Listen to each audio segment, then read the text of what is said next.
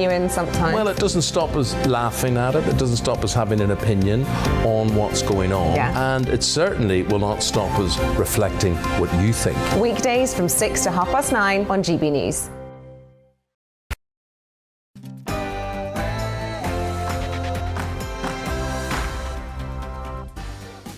A very busy show tonight. My Mark Meets guest is the unapologetically patriotic Brexit-supporting Andrew Rossindale. In our big question, with many figures on the left supportive of COVID measures and mask mandates, are lefties nicer people? Well, we'll hear from some very nice lefties tonight, including former London Labour Mayor Ken Livingstone. But opposing that view is Conservative commentator Albi Amankona. We've got another great British game show, plus my amazing panel tonight of Mo Lovett, Andre Walker and Peter Edwards. They're entertaining and they don't agree, which is what this show is all about. Plus, another comedic romp through tomorrow's papers in headliners with two top comics, including Mrs. Doubtfire star Scott Capurro. So lots to get through. First, the headlines with Miranda Shankar.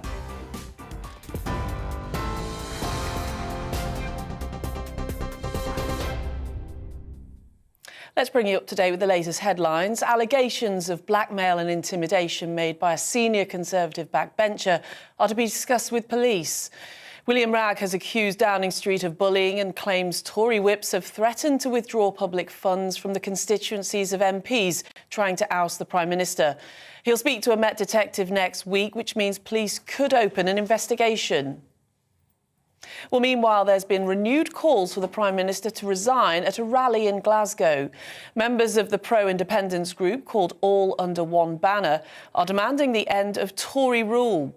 Boris Johnson is facing increasing pressure to quit after admitting and apologising for attending a party held in Downing Street during lockdown. Unvaccinated NHS workers have been demonstrating against mandatory jabs. Hundreds of people marched through central London before gathering in Trafalgar Square. They placed their uniforms on the ground to protest against government plans to sack staff who've not had their COVID vaccines by the 1st of April. 31st of March, I'll be sacked after nearly 48 years in the NHS. People want me, I don't know if the government wants me to have a vaccine that I don't want to have. They want me to put something in my body that I don't want to put in my body. The UK is taking steps to try to ease tensions between Russia and Ukraine. The Defence Secretary Ben Wallace will head to Moscow to speak to his Russian counterpart. It comes after Downing Street warned that Russia will be punished if the country moves ahead with any destabilising action. Foreign Affairs Committee Chairman Tom Tugendhat told GB News, by sending weapons to Ukraine, the UK is helping the country to defend itself. Because I hope it will persuade Putin that this is a really daft idea. Because whatever he manages to do in the initial punch, and he's got the armour, he's got the men to invade, there's no question about that. But the occupation would be extremely difficult, as the Ukrainians would fight for their own country. So I hope very much what we're doing is we're dissuading Russia so that Putin doesn't make this daft decision. Campaigners fighting to save the name of a pub in Linlithgow have staged a protest today. Owners Green King believe the pub's name, the Black Bitch, is racially offensive and have applied to change it. But locals say the pub is one of the oldest in Scotland and is named after a local legend about a dog. And sporting history has been made with a Brit winning the Alpine Skiing World Cup for the first time. Dave Riding beat two Norwegian skiers to claim victory in the Kitzbühel men's slalom in Austria, giving Britain its first win since the competition began 55 years ago. It's been a big week for the 35-year-old, who's also been selected to compete at the Winter Olympics for Team GB. Well, on TV, online and DAB Plus radio, this is GB News. Now it's back to Mark Dolan tonight.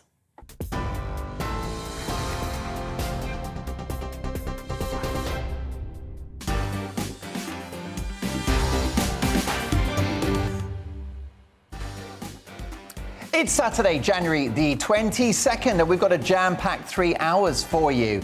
It's big Saturday night entertainment, let me tell you. Now, my Mark Meets guest is the unapologetically patriotic Brexit-supporting Tory MP, Andrew Rossindale. I'll be asking him about Brexit about where we are in the pandemic and whether Boris can or cannot survive. Andrew is up at 10:40 and you won't want to miss a second of it. In the big question, with many figures on the left supportive of COVID measures and mask wearing, we're asking, are lefties nicer people? We'll hear from all sides on that one, including former London Mayor, of course representing the Labour Party, socialist icon Ken Livingstone, he'll be live in the studio, and Conservative commentator and broadcaster Albi Amankona.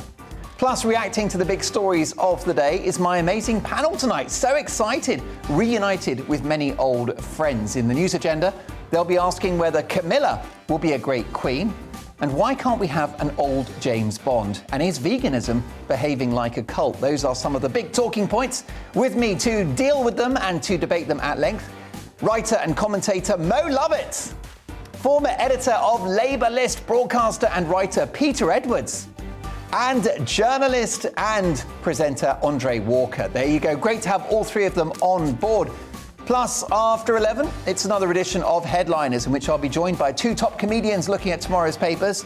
And I'm excited to say that Hollywood star and comedian Scott Capurro famously appeared in Star Wars, and Mrs. Doubtfire is one of our brilliant guests, as well as former Scottish Comedian of the Year, Leo Kearse. Now, you know I love getting your emails. It's the best bit of my show. So drop me a line right now and throughout the programme, mark@gbnews.uk. A big 3 hours to come, big guests, big stories, big opinions, and a bit of fun along the way. As you know, we don't do boring, not on my watch. Let's get to work.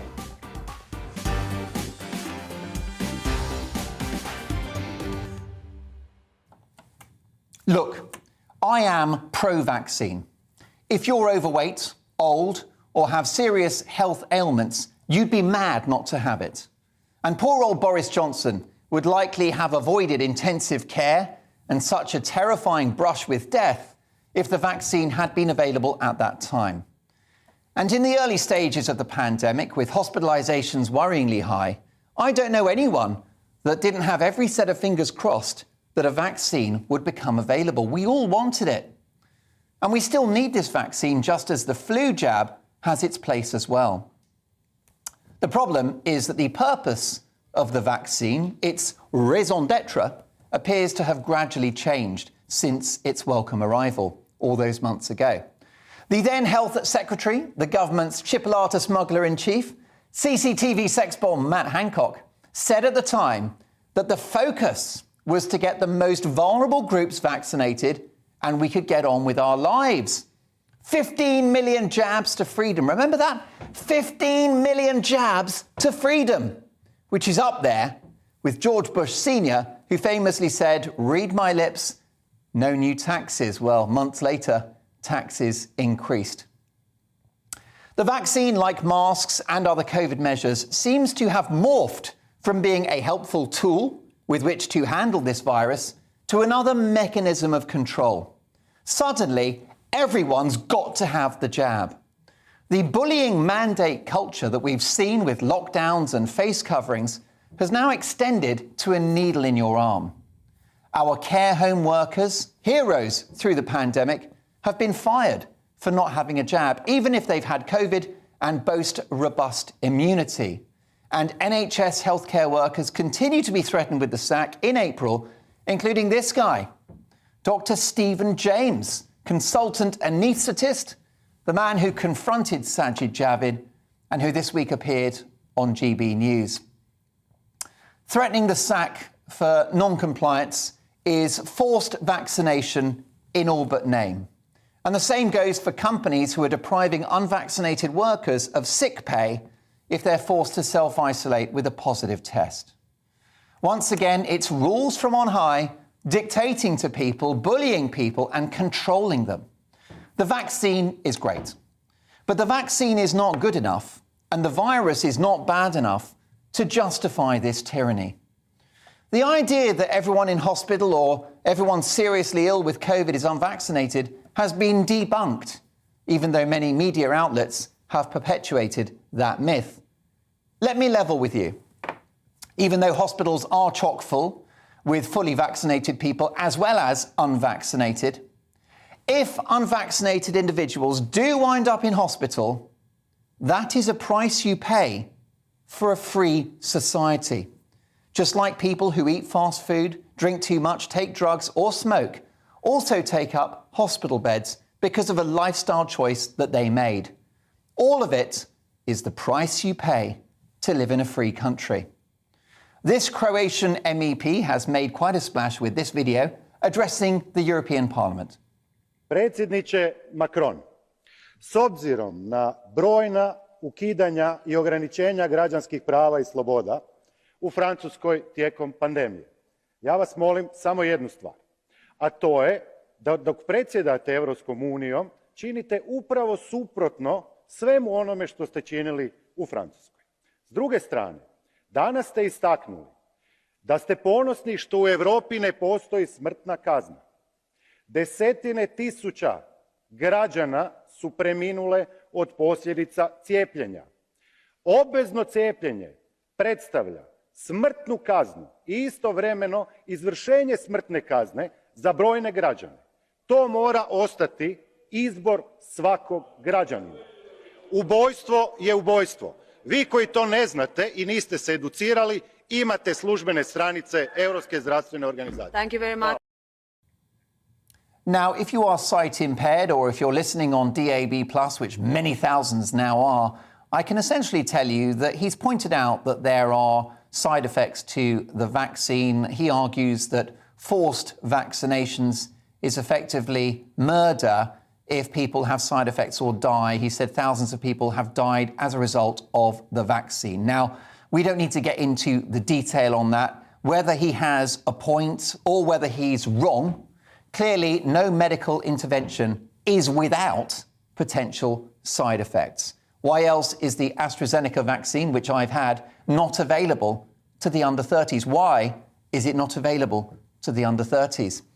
And why is the Danish Health Agency suspending rollout of Moderna's vaccine for people under 18? Why are they doing that? And why is Sweden doing the same for people under 30? Again, in Sweden, you can't have the Moderna jab if you're under 30. Now, that Croatian politician used some pretty strong and spicy language. But whatever way you look at it, as there are inevitable risks, even if it's small, that's why the jab has to be personal choice. So whether it's lockdowns, face coverings, or the vaccine, in my view, the public need just three things. Three things that they should have had from the start. Information about the threat of the virus. Information about the possible measures with which to deal with it. And the freedom to choose. So lockdowns, masks, vaccine, your choice. And we need the full transparent facts about the vaccine and its potential risks without labelling anyone anti-vax. Now, I'm triple jabbed, so good luck pinning that label on me. I'll give my honest view. I think the vaccine has been missold and oversold. Great though it is for severe illness and death, it does not stop transmission, it doesn't stop hospitalizations, and it hasn't delivered the freedoms we were promised. And I just don't understand this obsession with getting absolutely everyone jabbed. Why are we vaccinating healthy 12 to 16-year-olds, for example? I agree with the JCVI, the government's vaccine body, who advised against it. They said no. And I hope you're not going to call the JCVI anti-vaxxers. I also agree with the European Medicines Agency, who have warned against endless booster top-ups. They are concerned about its potential impact on the immune system. And hilariously, they were censored by Twitter for saying just that. Take a look. There's a little shot there of a video from the European Medicines Agency, and it's being called misleading by those hoodie-wearing billionaires in California. You couldn't make it up. And again, this is just a personal view, and I'm no scientist, but is it biologically wise rolling out vaccines for some portions of the population that don't statistically require them? Do you give medicine to people that don't need it as a general rule, particularly given the compelling case for natural immunity from infection and the mildness of Omicron? Who knows? Even the original Alpha variant and Delta were, in relative terms, mild themselves. A third, don't forget, had no symptoms at all. Remember the slogan? Act like you've got it. So who knows? These are conversations we need to have. What do you think? You tell me. But in the end, I think there will be a U-turn on mandating vaccines in the NHS because it will be an act of suicide to sack tens of thousands of excellent frontline workers who we applauded for months during the pandemic from this already overstretched and overburdened health service. I think in time you'll see a rowing back from this mandate culture. And if not, I believe that the people will ultimately reject it anyway. Personal choice will be the abiding theme, just as it used to be before the world went mad.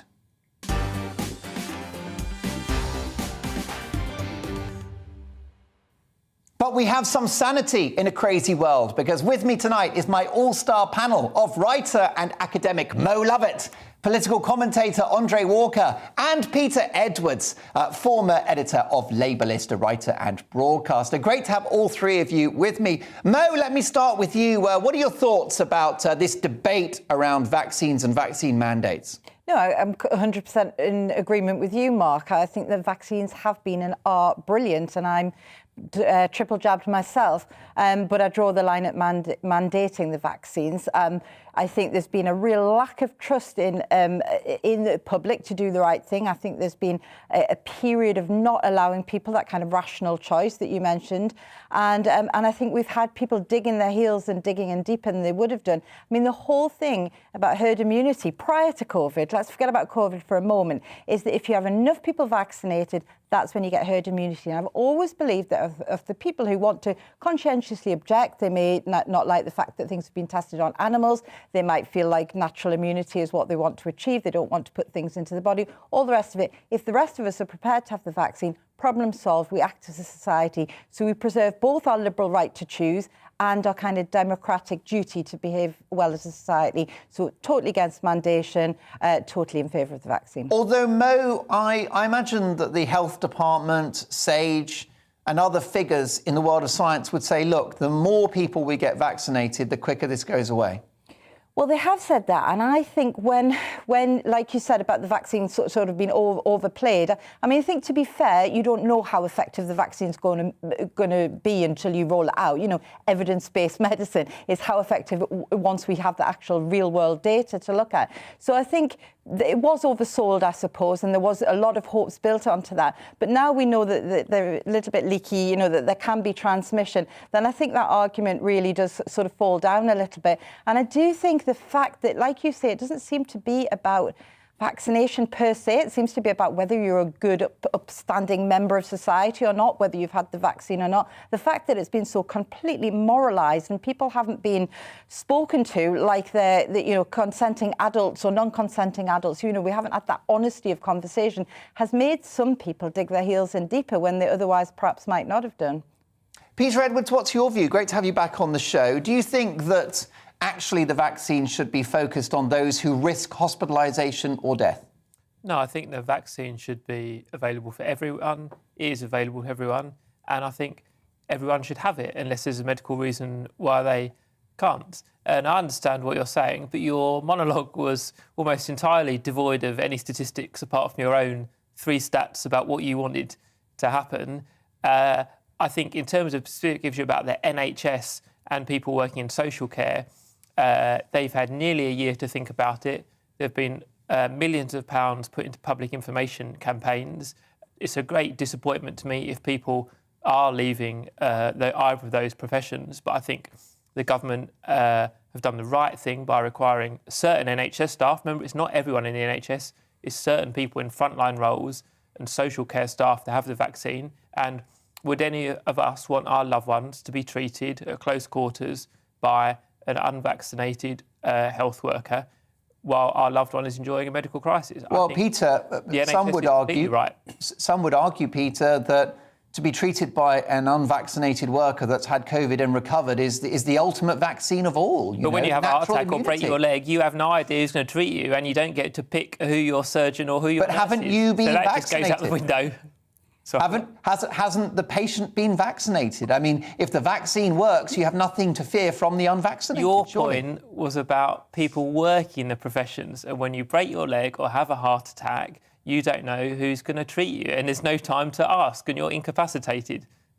But you've been vaccinated, so what's the problem? The vaccine works or it doesn't? We know that vaccine doesn't completely stop transmission, and I think, I'm not sure if it's or you or Mo said earlier that was something that came out later on. We've always known that the vaccine is not a bulwark against transmission. We've always known that.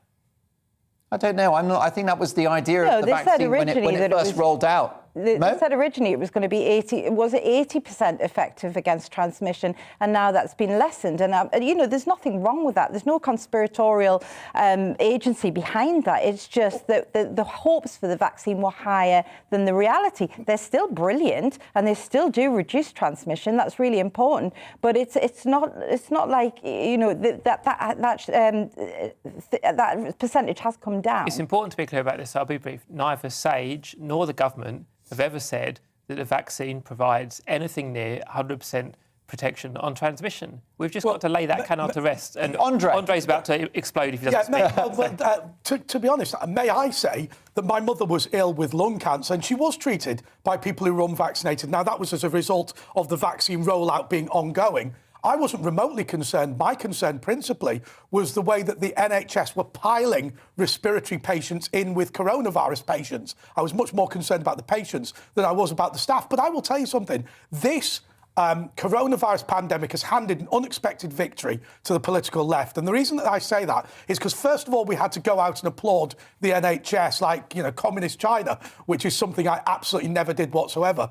Secondly, what we now have to do is we have to allow people to have their liberty, their health damaged on the altar of piety and virtue. And what that is that I have experienced somebody being treated for lung cancer whilst they're unvaccinated. There wasn't a problem as long as you use the proper protective equipment. But what we're now going to do is fire some of the people and allow those victims of cancer, lung cancer and other diseases and illnesses and complaints to potentially have a lesser healthcare provision as a result of the piety that is demanding universal vaccination. I find it offensive, and I have to say, and I don't like this element of the argument, but it is nonetheless true to say that the prohibition of mandatory medical treatment is something that came out of the Second World War. It has been a principle of free societies ever since the fall of the Nazi German government that you should not have mandatory medical treatment. I will tell you, do you know the reason I didn't get the vaccine? I just couldn't be bothered getting a taxi to the vaccination centre. The reason that I didn't get it after that was the belligerence and digging my heels in. Because I thought to myself, no, I'm sorry. I am happy to take a medical treatment if it assists me. But if the reason I'm taking a medical treatment is to make some lefty feel better in the Labour Party shadow cabinet, then they can absolutely be off. Mo, I'm going to come back to you in one moment. I mean, Peter, let me ask you about this idea of the vaccinated essentially, you know, really helping with the pandemic. If you look at Israel, where the vast majority of the population are now, wait for it, quadruple vaccinated, and cases are through the roof. In the end, this virus is not going anywhere. I'm not sure that's quite true. And also, we're talking about the Israeli and earlier the Croatian public health system. We try and be an expert on a lot of things. We can't be an expert on everything, so I'm not going to trade Croatian or Israeli health stats with you, because I suspect you know as much about them as me, which is very little. Sure. I think the virus is going to be with us for years. That's the sad thing. What we hope is the variants will become less intense, the vaccine rate will continue to go up, and when people get sick, it'll be a much lower level of sickness. Well, you've just described, Peter, you've just described Omicron, which is milder than a night out with Aled Jones. Yeah, I take your point. It's not quite. I mean, I'm a big fan of Aled Jones, but I think Omicron, you're right, was a lesser variant. Now, we hope it carries on a downward trend in terms of variants, because we know they'll come, but we can't assume that there'll all be lesser variants. Hold on. We could get a variant from any country in the world, right?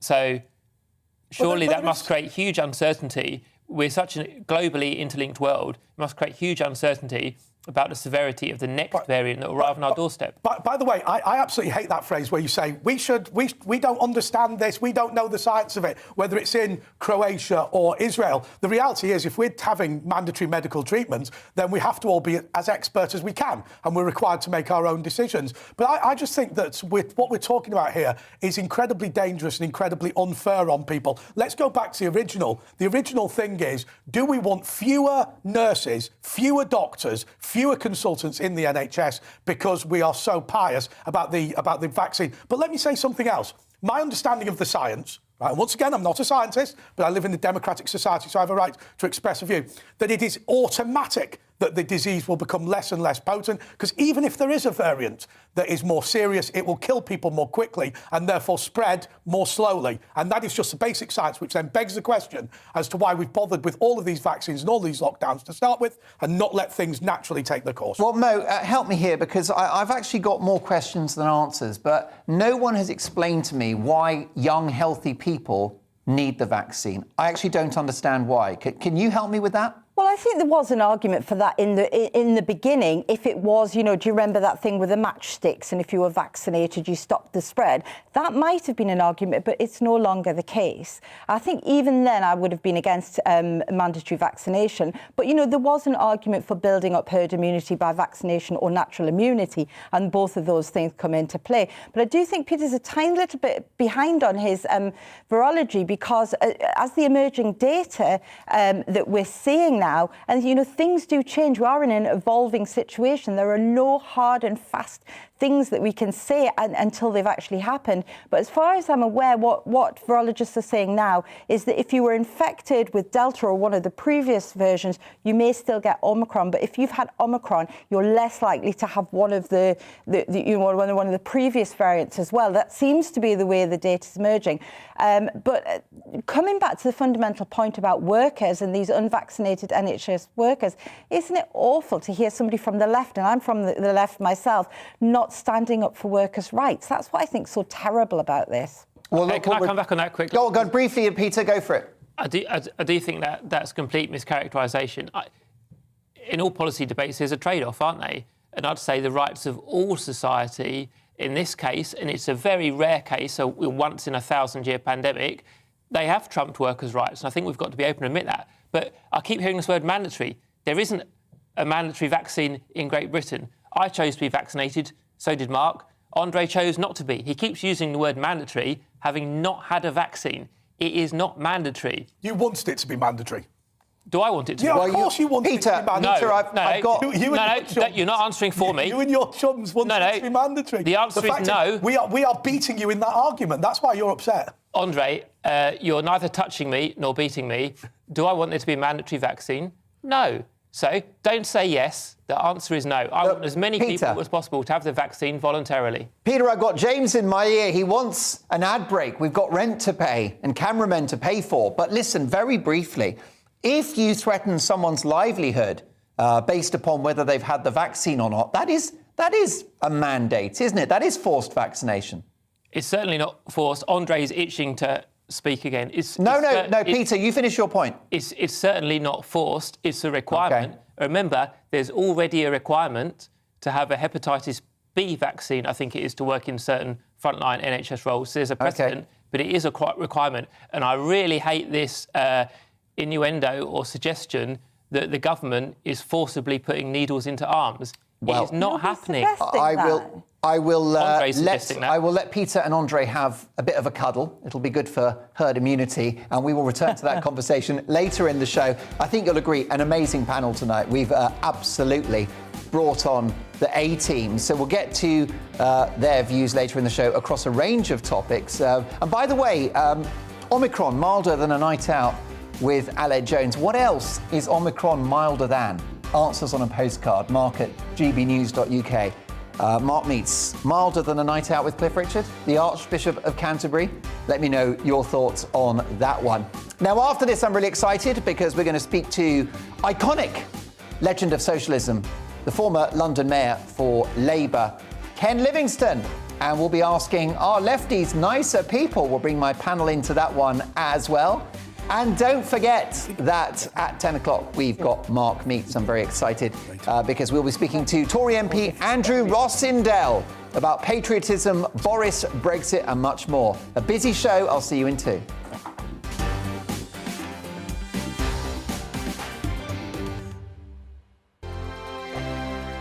Hello there, I'm Eamon. And I'm Isabel. And you're watching the GB News digital stream across the United Kingdom. And around the world. If you're here in the UK, you can also watch us on your TV screen. GB News is Freeview channel 236. On Sky, we're channel 515. 626 on Virgin Media. Just remember, you might need to retune your TV to watch the channel. Yeah, and if you are doing that, find out more about retuning by going to gbnews.uk. Join my show Farage, 7 p.m. till 8 p.m. Monday through Thursday. And there you will get opinion, analysis, debate, and I'll cover stories that nobody else dares to touch. And then for the last 15 minutes, talking pints. We're over a drink. We have a civilised conversation with someone. We very often disagree, but we do it in a grown-up way. Come and join me on Farage.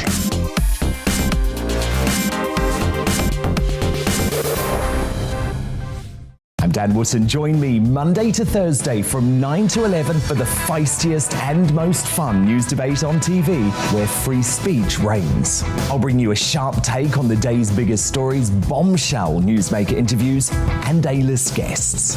And I guarantee you, no spin, no bias, no censorship, and no reason to go to bed. That's Dan Wootton tonight, Monday to Thursdays from 9 on GB News. Hello there, I'm Eamon Holmes. And I'm Isabel Webster. And we hope you can join us for Breakfast with Eamon. And Isabel. You make me laugh out loud, belly laugh. Is that important first thing in the morning? Yeah, absolutely. And there's me trying to be deadly serious. News is a serious business. Yeah, I have to rein you in sometimes. Well, it doesn't stop us laughing at it. It doesn't stop us having an opinion on what's going on. Yeah. And it certainly will not stop us reflecting what you think. Weekdays from 6 to 9:30 on GB News.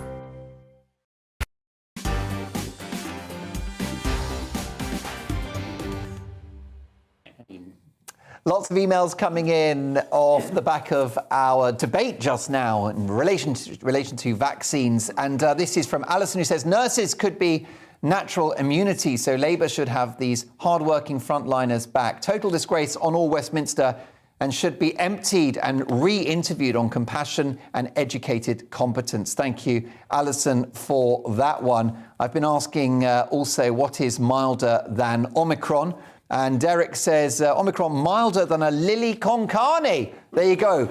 That does sound pretty mild to me. Now, lots to get through, and we're in the presence of greatness tonight. 3/4 of right-leaning academics in British universities say they're having to hide their political views because of their woke orthodoxy in higher education. This according to a new study. Here's the story in the Mail. Now, this new report found the majority of right-wing lecturers have to self-censor their beliefs. The study claims left-wing lecturers openly dislike those with different views and those who vote for right-wing parties in elections. Around 70% of those surveyed who identify as left-wing said they dislike right-wing voters, compared to 36% of conservative academics who said they dislike their left-wing counterparts. Meanwhile, only 35% of left-wing academics feel the need to hide their political views on campus, The Telegraph reported. More than 650 academics, nearly half of whom were professors, were surveyed across the UK, Australia, Canada and the US. But opinions around COVID measures appear to have become a battle between right and left, with many arguing that figures from the left are more supportive of lockdown and with many on the political left more keen to wear masks. So tonight's big question is a simple one. Are lefties nicer people? To debate this, I'm delighted to welcome the former Labour London Mayor, Ken Livingstone, and the Conservative supporting commentator, Albie Amankona, also included in this conversation, are two of my panellists on the show tonight, the left-leaning journalist, Peter Edwards, and the right-leaning Andre Walker. Quite the understatement. So, gentlemen, where shall we start? Albie, can I start with you? Are lefties nicer people? I think, first of all, Mark, I think it's a bit of a silly question, in my opinion, because I think it's quite clear that good people and bad people are distributed equally amongst society. And I was always brought up to treat others how you'd like to be treated. So if you're nice to people, they'll be nice to you back. And I think maybe the only place where that's not the case is in jail, where there might be a higher concentration of bad people. And using that metric and that metric alone, in the last 10 years, 7 Labour MPs have been handed jail sentences, whereas only 2 Conservative MPs have. So if you wanted to use that metric, then I think I would argue the opposite of the question. But what about things like support for COVID measures? You know, those perhaps on the political left, especially in Parliament, appear to be keener and more willing to wear masks. London Mayor Sadiq Khan has kept the mask mandate on the tubes. Lefties want to save lives. But what does that have to do with being nice? You can be nice and not support COVID restrictions, because you could argue that COVID restrictions have caused businesses to shut down, people not able to see their families. You know, Ken was speaking about how he couldn't go to one of his friends' funerals because of COVID restrictions.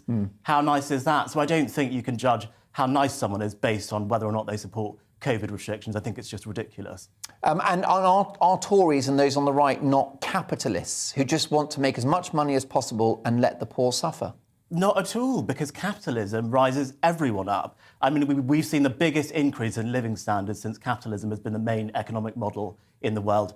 Billions of people out of poverty. I mean, look at China since they opened it to the international markets. 1 billion people out of poverty. I don't think that you can argue that if you're a capitalist, you're not a nice person. I would argue that if you are a capitalist, you are a nice person. Ken, are lefties nicer people? Some of my worst enemies were Labour Party members who were trying to get rid of me, and I had some very good friends who were in the Tory Party. Were they proper lefties, or were they blue Labour? Were they Tories in disguise? Well, no, they weren't Tories in disguise, but Labour did have quite a right-wing bloc on one side of it and the left on the others. I mean, and there'd always been that sort of conflict. And I think they looked at me and thought, my God, he's a trot, you know, and I just came into politics to cut the fares and build council housing. No, I never read any Trotsky, you know.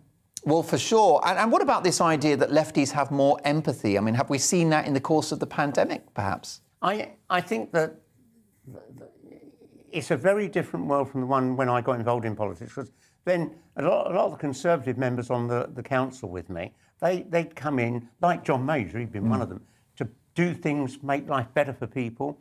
I think increasingly now, not just amongst Tories, but amongst several on the left as well, on Labour.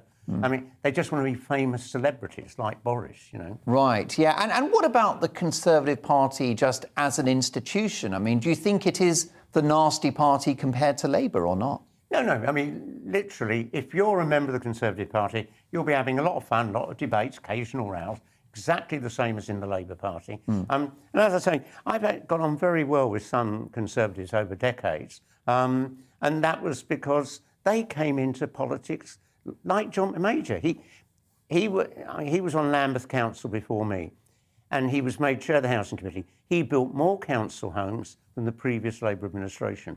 And that was what politics was like then. Now, I've met people both in the Labour Party and the Tory Party. They just want to be a famous celebrity. They don't want to do anything. They don't have a strategy. They just want to be all over the media and getting lots of money. Well, that's a very balanced answer from Ken, isn't it, Albie? But many on the left try to characterise Conservative supporters as bad people, as uncaring, as heartless, as greedy.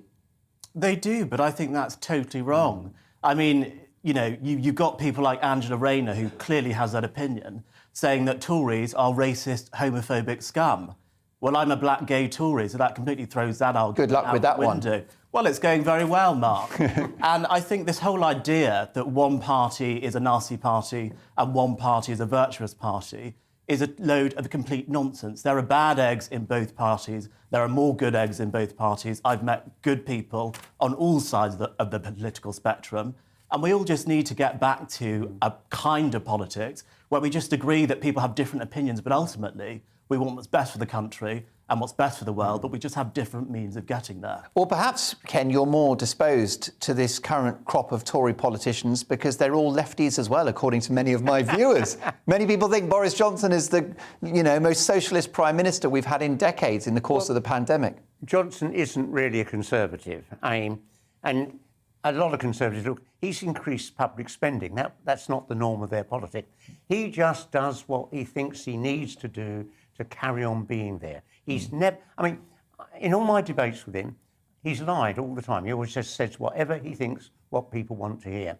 And I met several senior Tories who said to me, he lies more than anyone I've ever known in my life. But isn't that because he's a politician? Don't they all lie? No, not all politicians do. And I literally, if I think back, coming into politics over 50 years ago, and there were so many good, decent, honest people on both sides. That was the predominant view. People didn't join the Labour Party or Tory Party to be a celebrity. They wanted to make life better for their constituents. OK, so you're quite even-handed about some on the right that you've even been friendly with, and you've spoken in positive terms about John Major, a working-class boy. I think he failed his job interview as to be a bus conductor. Yeah, so, we both started out the same as failures and then did quite well afterwards. Certainly did. But what about Thatcher supporters? I mean, was that a different era for left versus right? Well, this was the tragedy. In that first 28 years after the Second World War, Labour and Tory governments, everything always got better. I mean, they both improved public health services and all of that. They built more council homes. And then when Thatcher came to power, like Reagan in America, they really start making serious cuts. Yeah. And then, for all my disagreements with Thatcher, nothing was as bad as when Cameron became Prime Minister just over a decade ago. And he made the most extensive cutbacks in the NHS that we've ever had. And if he hadn't made those cuts, we'd be spending 18% more on the NHS now. We would have been able to cover this COVID crisis so much better. But wasn't that because he inherited the deficit because of Labour's mishandling of the economy during the credit crunch? No. Labour didn't. Do you remember that note from Liam Byrne? Yeah. Sorry, mate, we've run out of money. I mean, basically, when the banking crisis erupted, Gordon Brown, who was then our Prime Minister, dealt with it really well. And literally, it would have been a lot worse. And if you go back and talk to economists, they all think he coped with that very well. That was the right thing to do. Well, let's bring my other panellists into this, Peter Edwards and also Andre Walker. What do you think about this, Andre? Are lefties nicer people? Well, I'm sorry to destroy the consensus here, but actually I believe that lefties are worse. I think that their virtue signalling is incredibly damaging, and I find that remarkably selfish. What you will do is nail people to the ground financially, you will take away their liberties and freedom, and you'll do it all to make yourself sound like a nicer person. I believe that that is morally wrong. I think the key issue of government is to support people, but not to stifle them. And I think that that is something that's done by the political right. Now, as I've always said, I vote for a centre-left political party, the Conservative Party. It's the only social democratic political party that I'd be willing to support. And I think I make that point partly as a joke, but also because I think that Ken is right. The Conservative Party adopted many of the left-wing principles that would have been anathema to them 150 years ago, and so they are kind of a little bit in the middle. Now, what I then complain about is the ability of us who are on the right to put our views forward in a way that those on the left are able to put their views forward. Peter, do those on the political right have an empathy problem? I don't think it's a matter of an empathy problem, and I don't want to respond to what Andre said, because he seems to have just worked himself up into a state of fury in his delusion. Why do you continually say that? It's just childish. Andre, it's a childish comment to make. I was perfectly happy to sit here and listen to your drivel, but if you're going to be insulting, then... Andre, you keep interrupting me. No, you keep insulting me. About niceness. You keep deliberately insulting me. Please you keep deliberately insulting me. You're deliberately insulting me. Please See, stop this is a classic example of a nasty, obnoxious lefty trying to put people down. It's proved your point. Stop talking, Prove the point. Andre. Prove the point. Andre, I think you're going to explode. Why do you keep saying that? You keep saying that exact phrase. Look, we're on here to have an animated debate. Peter's incapable of being polite. I can't. He's incapable of being polite. He's incapable of being polite. Stop talking, Andre. He's incapable. Peter, you're about to explode. Be polite. I'm getting emails from viewers saying neither of you are nice people, but of course, I'll try and answer your question. This show's all about debate. Peter, go on then. What's your point? If Andre will allow me time, I'll try and answer your question. So I think people on all sides have got to be wary of claiming niceness and virtue. Personally, I have friends I've met in the Labour Party and then long-standing friends from outside politics, and I don't even know how they vote. Friends I care about and I love, and it's not my place to ask how they vote. We've got to be accepting of the fact we're all different. I think there's a lesson from the last 2 years that I think people on the left have been far more accepting and far more positive of state intervention, whether you're talking about things like lockdown or the vaccine. I think there is a greater appetite for that on the left. The other thing, and briefly, I'd say is Boris Johnson, let's not call him a socialist at all. just because the government have spent more, please don't call them socialists. I think this is a very right-wing libertarian government, and it is led a bit by this cult of Boris Johnson that is neither left nor right in a sense. It's a cult of Boris Johnson, but I think at the heart of it there's a bit of a libertarian philosophy. But please don't call them socialists just because they spent a lot of money on furlough when we've had nearly a decade of just over a decade of spending cuts elsewhere in the public sector. Well, Albie, let me ask you this, because if you look at the origins of the Labour Party, it comes from the trade union movement, and very much the philosophy of Labour over 100 years has been the redistribution of wealth, and it's about deploying resources away from the rich towards those at the bottom end of the economic ladder. That's a nice thing to want to do, isn't it? But that's at the expense of economic growth, which I would argue is not a nice thing to do. Not. I mean, of course it is. If you redistribute money, you remove the incentive for people to earn money, so the economy doesn't grow as quickly. I would argue that's not a nice thing. When to that do. Labour Growth government brings prosperity. Distributed wealth from the rich to the poor, we had the best growth in our economy at any time in my lifetime. Ken, it is absolutely true that if you redistribute wealth and you remove the incentive for people to earn money by putting caps on how much people should earn by way of taxation, that the incentive is just not there, and then wealth isn't created, and then the money for the public services, which the left absolutely love, just isn't there. That just doesn't happen. That's not if you nice. actually look at the situation we've now got, inequality has doubled in the last 40 years. Has that made a better growing economy? No. It's not as good as it was in that post-war period where Labour and Tory governments redistributed wealth from the rich to the poor. And why should we have all these billionaires now running around, and all of them? Why shouldn't we have billionaires?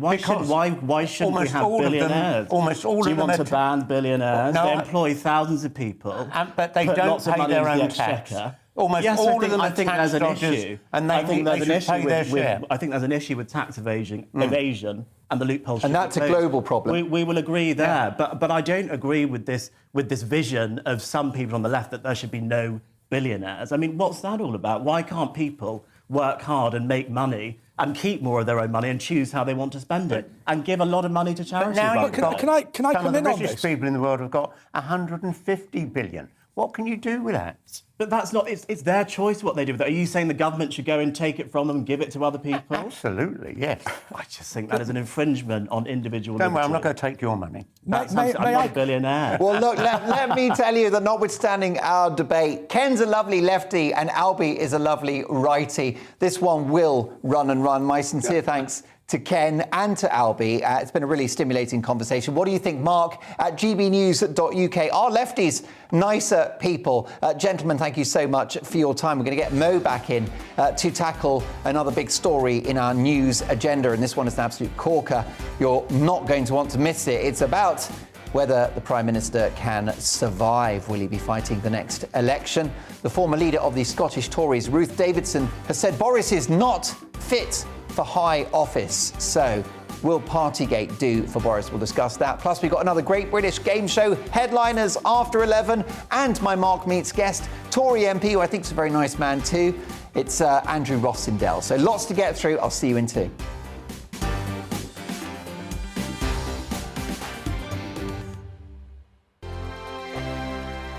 Hello there, I'm Eamon. And I'm Isabel. And you're watching the GB News digital stream across the United Kingdom. And around the world. If you're here in the UK, you can also watch us on your TV screen. GB News is Freeview channel 236. On Sky, we're channel 515. 626 on Virgin Media. Just remember, you might need to retune your TV to watch the channel. Yeah, and if you are doing that, find out more about retuning by going to gbnews.uk. Join my show Farage, 7 p.m. till 8 p.m. Monday through Thursday, and there you will get opinion, analysis, debate, and I'll cover stories that nobody else dares to touch. And then for the last 15 minutes, talking pints. We're over a drink. We have a civilized conversation with someone. We very often disagree, but we do it in a grown-up way. Come and join me on Farage.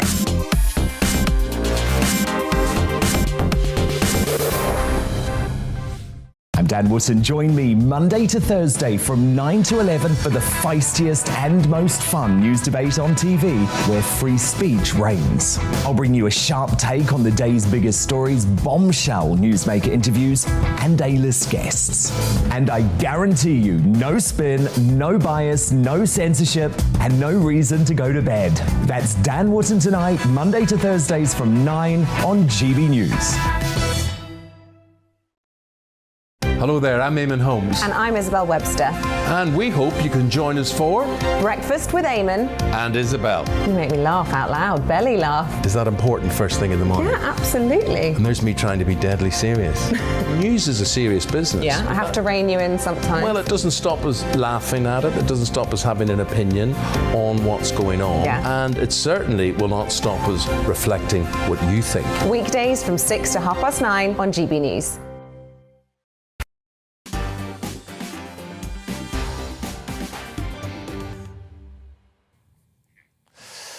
Fantastic debates we're having on this show. I'm delighted to say, reacting to the big stories of the day between now and 11 is writer and commentator Mo Lovett, journalist and presenter Andre Walker, former editor of Labourist Peter Edwards, and staying with us for the first part of our news agenda, former Mayor of London, Ken Livingstone.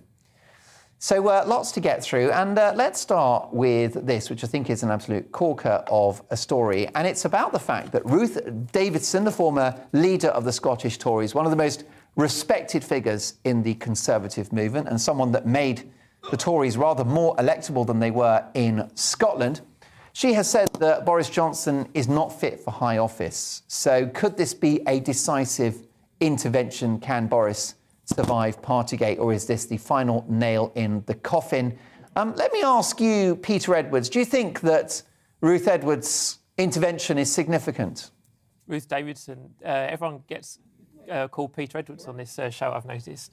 Yes. I don't think it's decisive at all. It's certainly significant, but remember, Ruth Davidson, I think she's soon to be Baroness Davidson, she's got a peerage. She's been a very long time critic of Boris Johnson, whether that's been over Brexit or some of his quite unpleasant utterances about people from minority backgrounds. So she's had a beef with him for a long time, but clearly it just adds to the chorus of disapproval from Boris's own side. It keeps the story going. I think really for Boris, D-Day is going to be the Sue Gray report. That's the report by a top civil servant about who knew what about the parties. And we could know that as soon as this week. Well, yes. What do you think, Andre? Because Ruth Davidson is someone that united many people in Scotland around the sort of the Tory vote. She's sort of the Tory you're allowed to like. So is this a problem for Boris? Yeah, I mean, I don't normally I don't want to bring up this issue, but I think it is important in terms of character. Ruth Davidson publicly called for me to not be allowed on shows like GB News because I opposed the lockdown. And I think that when you're talking about a Conservative politician, that is extremely telling, because that is very much the kind of left-wing concept of preventing people from free speech. So I think that does say something about her. But of course, on the other side, it's important to make the point that you made, which is that unionism in Scotland was really pretty stone dead as a result of the actions of the Labour Party. And Ruth Davidson has brought back a significant presence through a Conservative resurgence. It's not as big a resurgence as I would like, but the reality is she is somebody who is on the left of the Conservative Party and probably one of the usual suspects when it comes to Boris Johnson. Of course, you know my view on Boris Johnson. There is a virtue in the fact that he's a hypocrite over lockdown, whereas plenty of other people are genuine believers. And of course, Ruth Davidson was relatively supportive of Nicola Sturgeon in the perpetual lockdown argument that she was making. Ken, you are a seasoned political operator. I'm going to ask you to put your pundit hat on rather than your party political hat. Just in relation to the machinations of politics, do you think Boris Johnson is done for? Oh, absolutely. I mean, if you ask, the collapse in the opinion polls that he's gone through is almost unprecedented for any Prime Minister in our past. And I think people now realise he hasn't got an agenda. He's not really on top of the job. And I've had privately senior Conservatives over the years say to me, he's the most dishonest politician. He lies more than anyone else.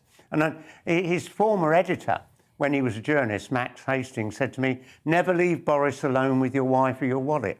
All right, yeah, oh gosh, I had to think about which I'd be more willing to part with. But, I mean, Ken, the bottom line is this guy, he does have the X factor with voters, though, doesn't he? I mean, if you were a Tory backbench MP, which, let's be honest, is a rather fantastical idea, but if you were, you'd be thinking, do we really want to get rid of this election-winning machine? A man responsible for getting Brexit done, for an 80-seat majority, for winning the red wall seats, which were previously Labour-dominated. I mean, this guy could bounce back, and that would be playing on your mind if you were a backbencher. I'm prepared to bet money with you that he won't bounce back, because he did so well, because he's a celebrity, he's charming, he comes over, people think he's very funny, they'd like to sit down and have a chat with him in a pub and so on. But now he's been in office long enough to reveal he has no way of getting on top of the job, he has no agenda, and we are seeing things get worse, I think, than at any time in my lifetime. Really? But what about the pandemic strategy? I mean, England is the boast of Europe now in terms of COVID restrictions being lifted. Boris Johnson held his nerve for Freedom Day, which your mate Keir Starmer called reckless. The best thing we had was that our scientists created the vaccine. That's important. But Boris Johnson went into a lockdown later than any other country in Western Europe. We had the highest death toll. I mean, many thousands of people died because Boris went into that lockdown so late. And now I'm worried. I think he's coming out too soon. We're seeing a big surge, the highest rate of new infections than at any time in the last From 2 years. Omicron? Yeah. And a mild incarnation of COVID? Milder than the other, but it still kills people. And I think we should not lift all these restrictions for another few weeks. OK, well, let's have some balance. Andre, what do you think? Is Boris toast? Yeah, I think so. And I think it's, in many respects, for the reasons that Ken pointed out. Can I say to you that I opposed Boris Johnson running against Ken Livingstone because of this fear? Now, Ken will attest, I'm assuming he's not going to disagree with me, that many of the policies that Boris became famous for in London were in reality Ken Livingstone policies that came into fruition. Now, we can argue all day about whether we should be losing £1 billion a year on buses, but that was Ken's policy, and Boris Johnson did not repeal it. The number of people in City Hall that had exploded under Ken Livingstone was not reduced. I even heard Boris Johnson once say that council tax, or the GLA precept, which is the bit that City Hall takes, had quadrupled under Ken Livingstone. And of course, I asked him whether he was going to cut it by 2/3, and the answer was no. So I think that actually Boris Johnson's fame and celebrity quite often came off the back of other people politically. And in the case of City Hall, there was simply no evidence that Boris had his own agenda. He was simply Ken Livingstone's love child. Well, there you go. By the way, the Boris bikes are not the Boris bikes. They're the Ken bikes. He invented them, and the congestion charge. Mo, is Boris toast? Probably, eventually. What I don't like about this conversation, what I don't like about what's happening at the moment is this has become a kind of Whitehall obsession, a Westminster obsession, the Partygate thing.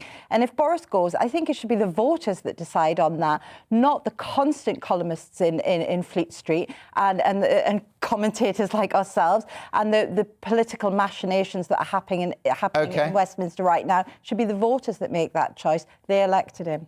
OK, lots more from Mo and my brilliant panel. Thanks to Ken. Come back and see us soon. Don't forget, my Mark Meets guest is Andrew Rossendale, Tory MP, a patriot. Mark at GB News. Drop me an email. I'll see you after this.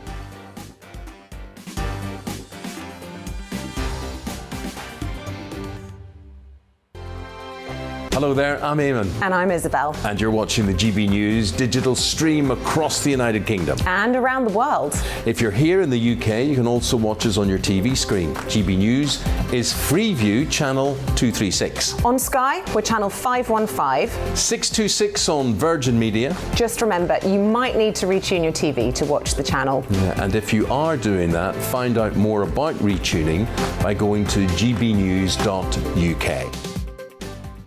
Join my show Farage, 7 p.m. till 8 p.m. Monday through Thursday, and there you will get opinion, analysis, debate, and I'll cover stories that nobody else dares to touch. And then for the last 15 minutes, talking pints. We're over a drink. We have a civilised conversation with someone. We very often disagree, but we do it in a grown-up way. Come and join me on Farage.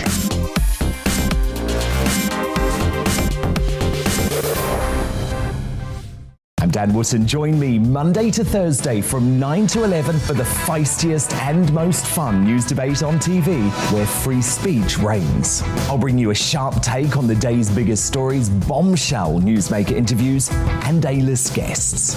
And I guarantee you, no spin, no bias, no censorship, and no reason to go to bed. That's Dan Wootton tonight, Monday to Thursdays from 9 on GB News. Hello there, I'm Eamon Holmes. And I'm Isabel Webster. And we hope you can join us for Breakfast with Eamon and Isabel. You make me laugh out loud, belly laugh. Is that important first thing in the morning? Yeah, absolutely. And there's me trying to be deadly serious. News is a serious business. Yeah, I have to rein you in sometimes. Well, it doesn't stop us laughing at it. It doesn't stop us having an opinion on what's going on. Yeah. And it certainly will not stop us reflecting what you think. Weekdays from 6 to 9:30 on GB News.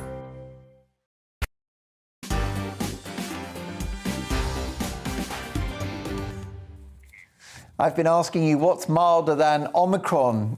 Is it milder than a night out with Cliff Richards? Is it milder than a night out with Aled Jones or the Archbishop of Canterbury? Mark has said it's milder than being spanked with a feather.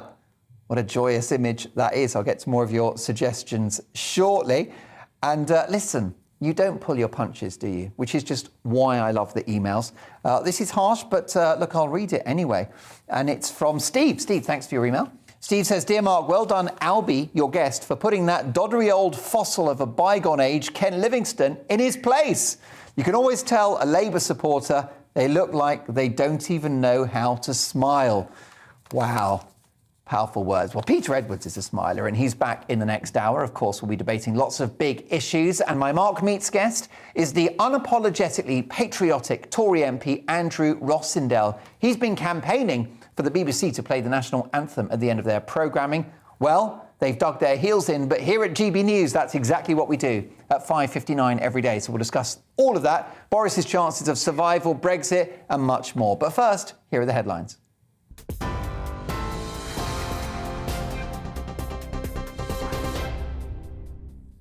Let's bring you up to the headlines from the GB newsroom. Allegations of blackmail and intimidation made by a senior Conservative backbencher are to be discussed with police. William Ragg has accused Downing Street of bullying and claims Tory whips have threatened to withdraw public funds from the constituencies of MPs trying to oust the Prime Minister. He'll speak to a Met detective next week, which means police could open an investigation. Meanwhile, there's been renewed calls for the Prime Minister to resign at a rally in Glasgow. Members of the pro-independence group called All Under One Banner are demanding the end of Tory rule. Boris Johnson is facing increasing pressure to quit after admitting and apologising for attending a party held in Downing Street during lockdown. Unvaccinated NHS workers have been demonstrating against mandatory jabs. Hundreds of people marched through central London before gathering in Trafalgar Square. They placed their uniforms on the ground to protest against government plans to sack staff who've not had their COVID vaccines by the 1st of April. 31st of March, I'll be sacked after nearly 48 years in the NHS. People want me, I don't know if the government wants me to have a vaccine that I don't want to have. They want me to put something in my body that I don't want to put in my body. The UK is taking steps to try to ease tensions between Russia and Ukraine. The Defence Secretary Ben Wallace will head to Moscow to speak to his Russian counterpart. It comes after Downing Street warned that Russia will be punished if the country moves ahead with any destabilising action.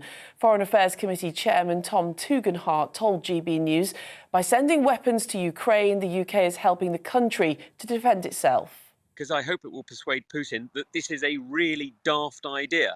Because whatever he manages to do in the initial punch, and he's got the armour, he's got the men to invade, there's no question about that. But the occupation would be extremely difficult, as the Ukrainians would fight for their own country. So I hope very much what we're doing is we're dissuading Russia so that Putin doesn't make this daft decision. Arnold Schwarzenegger has been involved in a multi-car pile-up in Los Angeles. Aerial footage of the scene shows the Terminator star's SUV on top of a red Toyota Prius. The actor and former governor of California was behind the wheel of the car when it happened but wasn't hurt. One woman was taken to hospital with minor injuries. And sporting history has been made with a Brit winning the Alpine Skiing World Cup for the first time. Dave Riding beat 2 Norwegian skiers to claim victory in the Kitzbühel men's slalom in Austria, giving Britain its first win since the competition began 55 years ago. It's been a big win for the 35-year-old, who's also been selected to compete at the Winter Olympics for Team GB. Well, on TV, online and DAB+ radio, this is GB News. Now it's back to Mark Dolan tonight.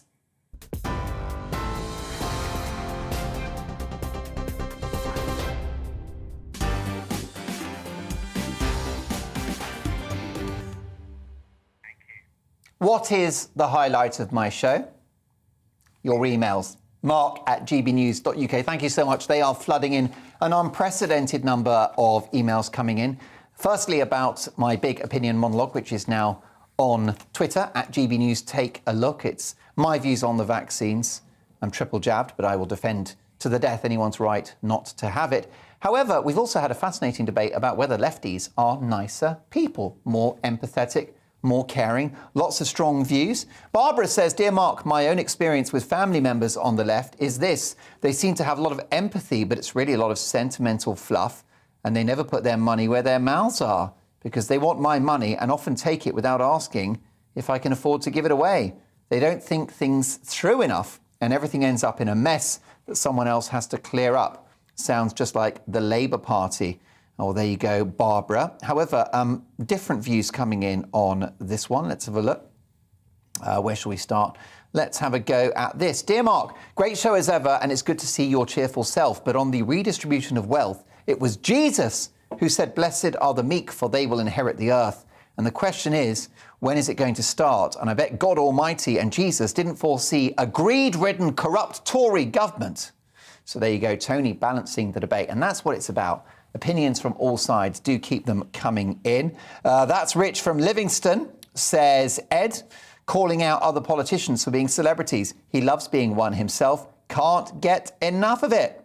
L. James says, "Lefties, nicer people. You got to be kidding. Lefties, liberals are without doubt the most nasty, vicious, bigoted, hateful, unpleasant, troublesome people I've ever encountered. Being left-wing is virtually synonymous with being intolerant and rude to others." Ouch. Harsh words. But look, you're entitled to your view, as is everyone. So do keep them coming. mark@gbnews.uk. I'm delighted to say, still with me is my amazing panel. And Mo Lovett is here, of course. Andre Walker and Peter Edwards. Notwithstanding their politics, they're all lovely folk. And let's get to our first story. Apparently, the great British public are warming to the idea of Queen Camilla. That's right, Queen Camilla. The 74-year-old Duchess has seen her popularity rise steadily after she joined the royal family in 2005 when she married Prince Charles. Her support ratings increased by 6 percentage points over the last 10 years. Her most positive opinion in the opinion polls in a decade. That's right, she's more popular than she has been for a decade. So has Camilla Parker Bowles bowled my panel over. What do you think?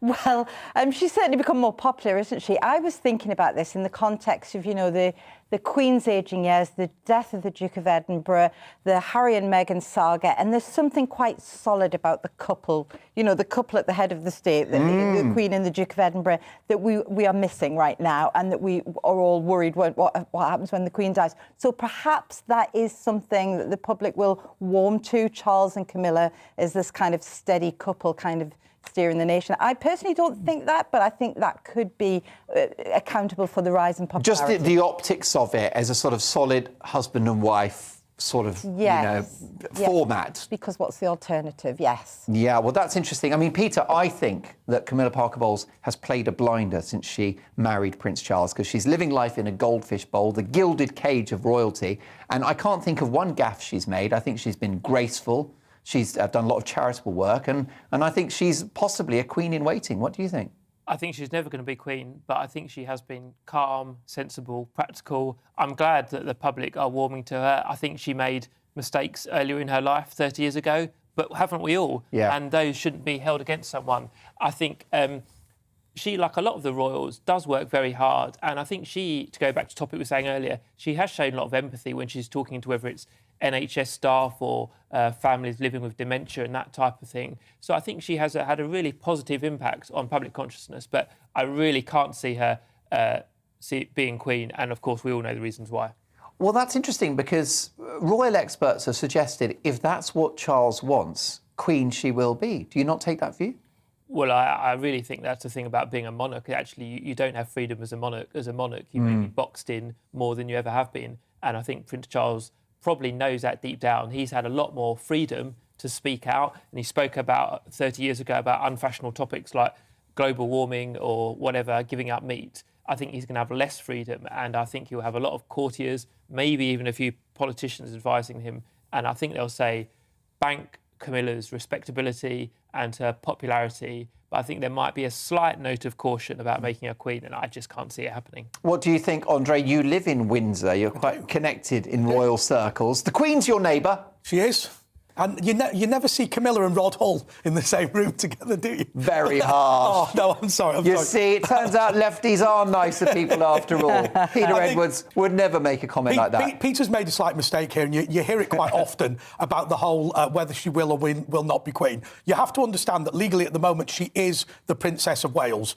So she would become legally the Queen. The question is not whether she becomes Queen. The question is whether she would use the title or not. Now, obviously, she's gone on reasonably well by pretending that her most senior title is the Duchess of Cambridge by using it. So there's no reason why she wouldn't have that choice, I think, when he gets crowned. But I have to say, I think that Prince Charles will allow her to use the title Queen. And I'll tell you why. Because they didn't allow her to use the title Princess of Wales because it was so synonymous with Princess Diana. It wasn't necessarily about her own level of personal popularity. And of course, the thing about her personal popularity, and this all proves it, by the way, it was really related to having an affair with a married man. It was really related to the things that Diana said about it. It's often unfairly said that she was able to come out of the shadows since Diana died. I actually don't believe that's true. I think what happens is time is just a natural healer in terms of having an affair. And to be fair, you know, she has been loyal to the man that she always wanted to marry, that being Prince Charles. So in this sort of higgledy-piggledy mess, in a sense, she's actually been reasonably faithful. Well, they should have married in the first place. Yes. They were deeply in love in their early 20s, and the only reason that they didn't marry is because of her marital background and the Queen overruling it. Yes. Well, of course, the royals, the Windsors, are not that great in terms of picking partners for each other. They've had an abdication scandal. I think that's the only abdication scandal the UK has ever had in the history of this nation, and that was over Wallis Simpson. Not going well with Meghan either, although, to be fair, they didn't pick her. What they tried to do was intervene with Harry to tell him not to marry her, which caused a little bit of toxicity. My own view is if my surname was Windsor, if I was a member of the royal family, I'd probably not care who anybody marries and let them go with whoever they want. Just a thought. It has caused a lot of problems. I'm rewatching The Crown with my niece at the moment. We're actually at that episode where Charles and Camilla find out that they can't get married, you know, and you just see the history of the Windsors and not. I mean, it's worth pointing out that the royals are not necessarily that popular at the moment with the whole Prince Andrew thing going on. I mean, there is this, you know, I think Charles is at 60% approval, Camilla's at 54%, the Queen's way up at 83%, and Prince Andrew's at 8% popularity. Who are the 8%? But actually, I think one thing, I don't know if you find this on Twitter or whatever, if you say anything positive about the royal family, there's immediately a torrent of people who say, are you going to call out Prince Andrew? So I think he is radioactive for the rest of them. But no family should be defined by one individual. I think that's the important thing. I'll put my cards on the table. I like Camilla. I think she's just really graceful. She's got a very dry sense of humour. She's modest as well. I think she's nearly played a sort of Dennis Thatcher role in relation to Prince Charles. She stood a metre behind. She's humble. I think she looks great. I think she's. I don't think you know. I don't think she looks like Rod Hull at all. But you know, and I wonder whether also crucially she slightly detoxifies the Charles brand. Because I feel that his image is softer since they got married. I think that's right. Now, I'll tell you a little story. I used to stay in a place in Transylvania that Charles and Camilla used to stay in.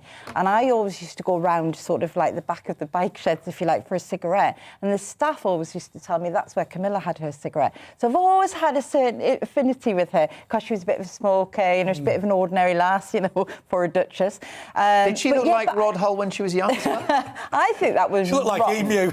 Oh, but, you know, it's always the women. It's always the women. Do you know, Rod Hull, years ago, somebody said to him, you've got to watch out, Rod, because that's not an emu, that is in fact your hand, and when you start going for people's private parts, in legal terms, it's your hand. Yeah, just imagine Rod Hull in the post-Me Too era. Probably be in jail now. Yeah, he would, wouldn't he? What a lovely entertainer and a he was a great guy. A fantastic guy he was. Much missed this day. Well, look, there you go. An interesting one. What are your thoughts about Camilla? Do you think she should be Queen, or do you think, as Peter Edwards has suggested, Charles should spare her that ordeal? Let me know, Mark, at gbnews.uk. Now, one of the most sought-after roles in cinema is back up for grabs.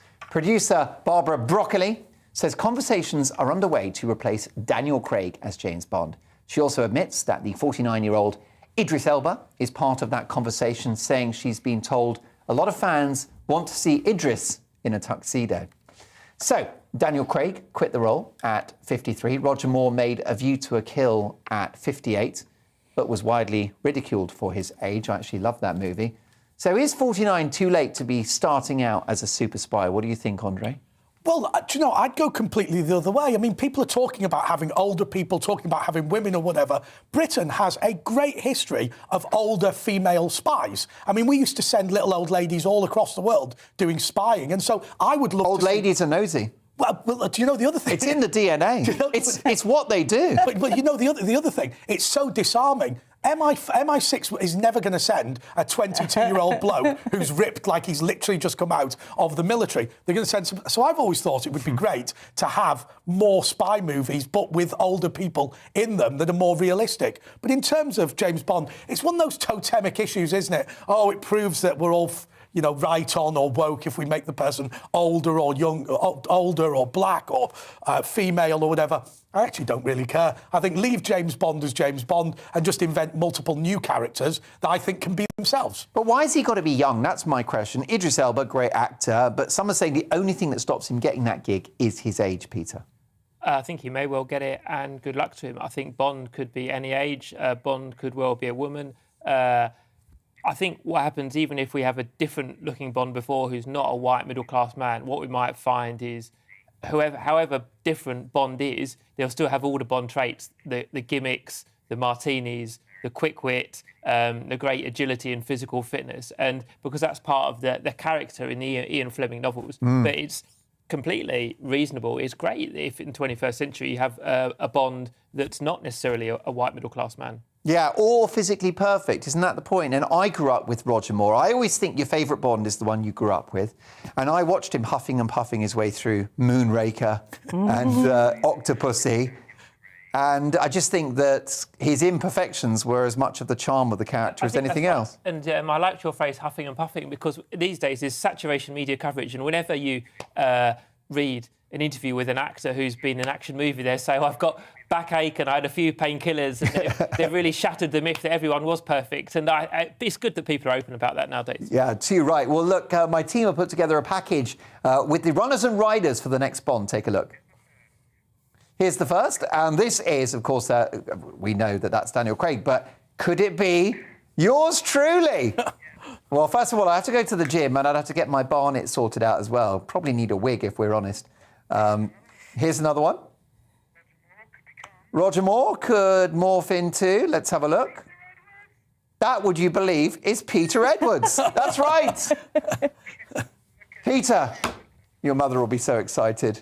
There we are. And you are quite buff, by the way. I mean, you've got the abs, haven't you? I do a lot of running, and then when I caught COVID with isolation, I was so bored. I did something like 150 sit-ups every day because you've got nothing else to do when you're indoors for 24 hours at a time. But going to age, I'm in my 5th decade now, and I can see my grey hair on your camera, actually. So it could be too late for me. Well, never say never. Just for men down the temples. I watched that little work with the Photoshop, and I thought this could just work for me. How about Blofeld? Who could we choose that would have a pussy carefully positioned on their groin? I knew it was going to be me. I knew that. It is Andre, which I think, if we're honest, I want a copy of that. You could definitely have a copy of that. I think we'll get some mugs and T-shirts made. Right. Now listen, Mo. Yes. Yeah, what's coming? Let's have a look at this. What else have we got here? This is going to be good. I tell you what. Now I know what they've been doing all afternoon. My brilliant team. Yeah. Judy Dench. And that is... Your face is in the wrong We've squeezed Mo into... You're looking one way and your face is pointing in the other direction. We've squeezed Mo into Judi Dench, which is actually a movie I'd like to see in its own right. But did you mean that? Can I be honest with you? I think there's a problem with Mo Lovett playing... Is it M or Q? I always forget the name. I think it's M. She couldn't play M because she's far too young. Yes. And I think we've got one more Bond girl suggestion. Let's have a look.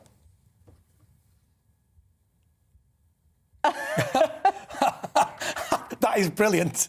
That works. I've got to say, absolute genius. Neil Oliver, or I guess we'd have to call her Nell Oliver. That is brilliant, wouldn't we? That's definitely going to be very nice. I'd like to ask the guys for a copy of that photo, which I shall enjoy privately after the show. Mark, you know how you go into TV stations and they have all the pictures of the stars on the wall? Yes. You should have that. Put it up in reception. That's a no-brainer. I tell you what. Now you're talking. Brilliant stuff. Well done to my team for some supreme creativity there. And frankly, you've improved my appearance no end by turning me into Bond. Lots more to come. We're going to play another Great British Game Show. We're also going to do Mark Meets at 10:40. And by the way, that little trick, do you like that? I just disappeared for just a moment. But look, what we are going to do, we're going to meet Andrew Rossendale in our flagship interview slot, and that's at 10:40. He is a Tory MP for Romford. He's been there since 2001. And he's patriotic and he's pro-Brexit. So we'll ask him what he thinks about Brexit, how it's playing out, can Boris survive, and patriotism as well. So lots to come. But after this, a robot vacuum escapes from a Travelodge hotel. You'll want to hear more about that one, plus a few more top stories. I'll see you in 2. Here's the weather. Looking ahead to tomorrow's weather, and the UK is looking rather cloudy to start the day with rain and drizzle across northwest Scotland. Let's take a look at the details. Across the southwest, it will be a generally overcast morning tomorrow, though there will be some clear spells, a widely cold start with a local frost where skies have cleared overnight. Moving across to southeast England, where it will be a cloudy morning, but with cloudy skies overnight, it won't be too cold to start. A touch of frost across southern and eastern parts of Wales to start tomorrow, though there'll still be plenty of cloud around, particularly in the north. Zooming into northwest England now, and the cloudy weather continues here tomorrow morning, though it will remain dry. A chilly start to the day anywhere where the cloud has thinned overnight, particularly in the east. Moving across the Pennines to northeast England, where it will be a generally cloudy morning, though there will be a few clear spells where cloud has thinned overnight, allowing for a touch of frost.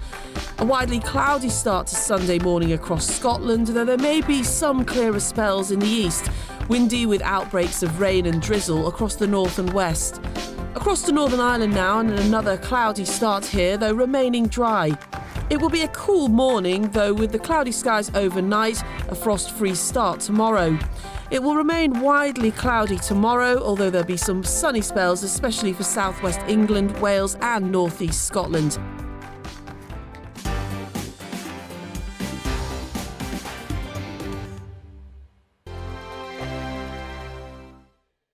Hello there, I'm Eamon. And I'm Isabel. And you're watching the GB News digital stream across the United Kingdom. And around the world. If you're here in the UK, you can also watch us on your TV screen. GB News is Freeview channel 236. On Sky, we're channel 515. 626 on Virgin Media. Just remember, you might need to retune your TV to watch the channel. Yeah, and if you are doing that, find out more about retuning by going to gbnews.uk.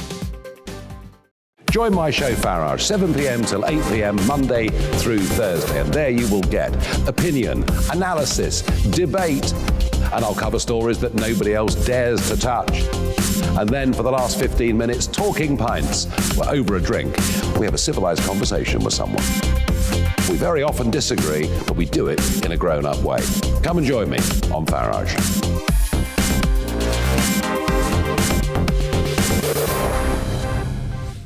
I'm Dan Wootton. Join me Monday to Thursday from 9 to 11 for the feistiest and most fun news debate on TV, where free speech reigns. I'll bring you a sharp take on the day's biggest stories, bombshell newsmaker interviews, and A-list guests. And I guarantee you, no spin, no bias, no censorship, and no reason to go to bed. That's Dan Wootton Tonight, Monday to Thursdays from 9 on GB News. Hello there, I'm Eamon Holmes. And I'm Isabel Webster.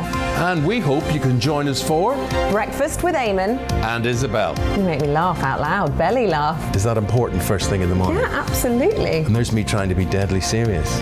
News is a serious business. Yeah, I have to rein you in sometimes. Well, it doesn't stop us laughing at it. It doesn't stop us having an opinion on what's going on. Yeah. And it certainly will not stop us reflecting what you think. Weekdays from 6 to 9:30 on GB News.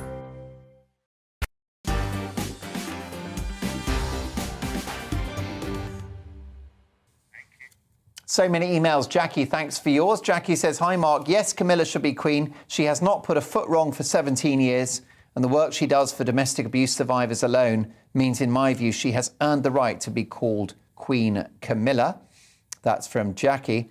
However, Carl says there is no way that she should ever become Queen. Even the thought of it is an insult to the memory of Princess Diana. I find it hard to believe she's becoming more popular. She's just becoming less offensive to accept.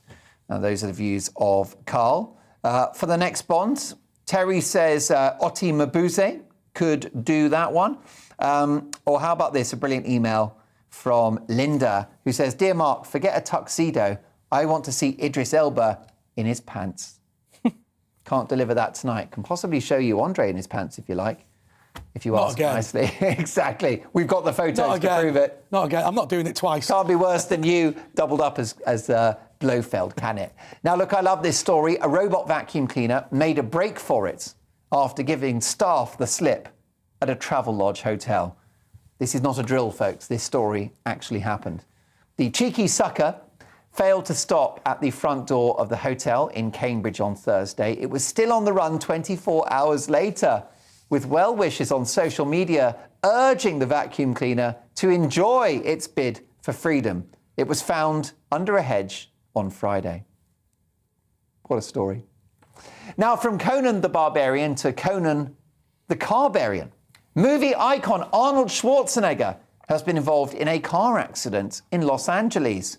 The Governator's spokesperson confirmed he was not injured in the four-car pileup. While the cars were expendable, one passenger did require hospital treatment. Luckily, no fatalities. Photos from the scene show a large SUV on top of three other vehicles in the upscale neighbourhood of Brentwood. A lot of collateral damage, I think you'll agree. Police have not made any arrests and have ruled out the involvement of drugs or alcohol. They've not ruled out the possibility of aliens, time-travelling robots, or ruthless assassins. It cost us a bit of money at GB News, but we have acquired some exclusive footage of the crash. Are you ready? Here is some exclusive footage of the crash.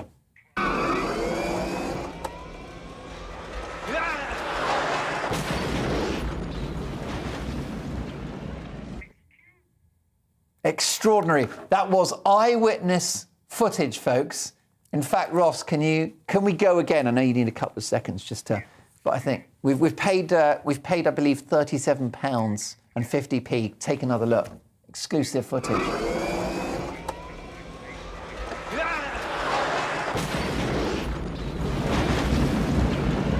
We hope you enjoyed the ride. Doesn't get better than Arnie. Well, look, obviously it was an unfortunate little prang, but I wish everyone involved well, and I hope that the person who had to go to hospital is now feeling better. We've got some real photographs of actually what happened. It's obviously quite a big story. I mean, it's a dramatic scene playing out, and it's difficult for celebrities, isn't it? Because I mean, it's hard enough, isn't it, Mo? You get into an accident, but then you're a big star, and you've got cameras on you, and you've got people on news channels talking about you. Yeah, it's awful, isn't it? That moment, the moment that you just don't want people seeing you at your worst moment. It's difficult to know with that because we don't know if he was driving, do we? It looks like one of the other cars did a bit of a U-turn. It looks like all a bit of a mess, really. But yeah, who'd want the camera zooming in? I remember thinking that after, was it Ant or Dec? One of the two got arrested. And Ant McPartlin, yes. And it was really in his face all the time. I mean, obviously, he shouldn't have been doing what he was doing, but just having the cameras in your face at the worst moment must be awful. Well, definitely. Well, let me tell you that that unfortunate story has inspired this.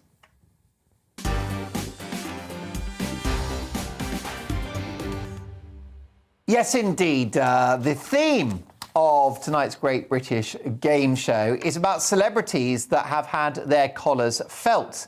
That's right. It's our brand new Great British Game Show for tonight, which is called Whose Crime Is It Arnie Way? That's right. Whose crime is it Arnie Way? The rules are simple.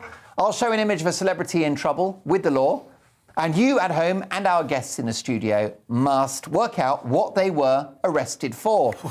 So let's start with this one. Let's take celebrity number one. We'd be sued for Actually, no, forgive me. I've got to give you the information, haven't I? Go. Here's the information. OK, so first of all, because it's all here, guys, you know, this show is not just Mark, together. Can I just ask you this question? Right, you're going to put a load of celebrities on the TV and we're going to have to guess what crime they committed. Is this even legal? Right, well, I've got to say we've done our due diligence. Okay, so let's go for celebrity number one. Who have we got? It's Winona Ryder. What did she do? I know this one. She was shoplifting, wasn't she? She was arrested for shoplifting. At the height of her fame, when she could have afforded it. What is it with famous people shoplifting? What's that all about? It's got to be about the thrill of seeing if you get caught or not, hasn't it? Because they don't need the stuff, do you know what I heard? I heard that actually a lot of these celebrities, basically the managers of the shops just let them take whatever they want. And then a new manager comes in and goes, hang on a second, why is that bloke just... We're having him. Next time he comes, we're having him. Apparently that happened with a well-known British celebrity who'd been going to a shop on a regular basis and helping him or herself. Who knew? My goodness. Right, well done, Mo. You're on the scoreboard. Let's have a look at our next naughty celebrity. There you go. Now, who could that be? Well, it is Bill Gates. It's a young Bill Gates. Sorry, that's got to be a cannabis offence. Look at him. Remarkable, isn't it? Look at him. He's the carrot top with a full head of hair. Great old mop he's rocking on that one. Any ideas what he might... What sort of crime would Bill Gates have committed? You think it's weed, Well, Peter? look at him. No idea. I think he was working too hard to smoke. Is it crimes he has committed or crimes he's about to commit? Well, there you go. That might have tongues wagging. Let me tell you that Bill Gates drove without a licence and he did not stop at a stop sign. How about this? Hugh Grant. Oh, Take a look. An iconic mugshot. I think we've got it, actually. We've got the mugshot. We're just going to fire it up. Of course, he appeared on the Jay Leno show after this. But that's him. Hold up. By the way, Peter Edwards, how annoyingly good does this guy look? He's just been arrested. What a mugshot. Yeah, well, he looks good. But I think he was also extremely embarrassed and apologetic. This was soliciting, was it, or consorting with Divine Brown on, I think, Sunset Boulevard. I remember this was around 1994. At the time, John Redwood stood for the Tory leadership and someone mocked up a picture of John Redwood in the same pose saying he apologised for everything he'd done. Yeah, I know. That's just too funny, isn't it? I saw that. Well, he was arrested for an interaction with a lady of the night. It reminds me of my favourite joke, which we can't tell. What's the similarity between him and students? Have a think about it. I'll reflect on that one. And look, let's go for our next celebrity. It's Paul McCartney. So why did Paul McCartney have his collar felt? Oh, that's got to be weed. I know that's my only answer I've given so far. It is cannabis possession in Japan. OK, celebrity number 5. This celebrity had their collar felt, but why? Oh, it's Paris Hilton, isn't it? Yes, it is Paris Hilton. Oh, that's got to be driving over the limit. Oh, yes, well done. No, over the limit of alcohol. Yes, that's right. The Americans call it a DUI, violating probation following a DUI. How about this? Golf legend Tiger Woods looking a bit the worse for wear. Basically just going out and just doing everything. I think so. It's like that. It was like Grand Theft Auto, wasn't it, when he went out? Yeah, it was a fun night. Yes, it was a drive that on one occasion he didn't get right. Yes. It was unusual for this guy. There we go. It was a DUI as well. How about this legend, the great crooner Frank Sinatra? By the way, how beautiful does Frank Sinatra look there? Doesn't he just? Look at those eyes, Mo. Bond. I know. Could you just? I'm going to have a go at this because he was mates with a lot of gangsters, quite famously. Is it something like illegal gambling? Or extortion? Oh no! Or could it be drinking alcohol when it was under prohibition? Well, I suspect he did all of those things. He probably did all of those things because he was a rebel, but that's not why he was arrested. In fact, he was arrested for quite a romantic crime, Mo. What, similar to the one Hugh Grant did? Not dissimilar. Seduction and adultery. But let's be honest, who wouldn't indulge in some seduction and adultery with that man? Old Blue Eyes, of course, as he was known. Have you noticed how these mugshots, whether it's Sinatra or Hugh Grant, how smouldering they look? They always look. It's almost like they, even if they're having their photo taken by the cops, they still pose. That's my best side, Yeah, guys. that's it. Hey, do you know something? I gave David Hasselhoff a tour of Parliament and he had to pose for a photo for his temporary security pass. And he went, which camera is it? Which camera is it? And then looked down the camera and went, like that. Brilliant. And that was the photo we got on the actual pass. That is amazing. I'm trying to think who would have been the bigger ego in that encounter, yourself or the Hoff? I mean, it's the ultimate meeting of minds, isn't it? The clash of the titans. The only difference is that you're not big in Germany. Yeah, that's right. That's right. Yeah. By the way, never say never.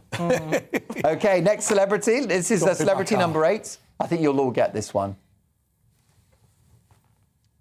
Who is it? It's Lindsay Lohan. Oh, OK. Lindsay Lohan. She had a DUI as well, didn't she?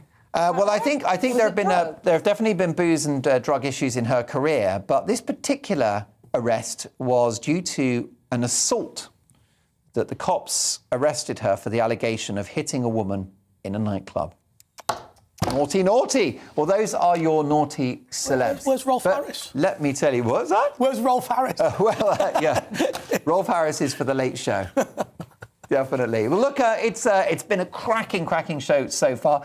My thanks to my panel. I'm going to relieve them of their duties now. The brilliant Peter Edwards, Mo Lovett, and Andre Walker, a.k.a. Blofeld.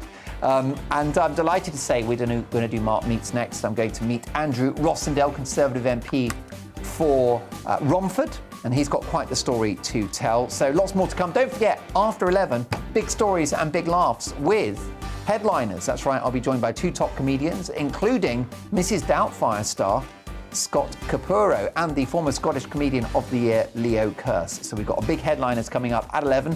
But don't miss Andrew Rossendale next. I'll see you shortly.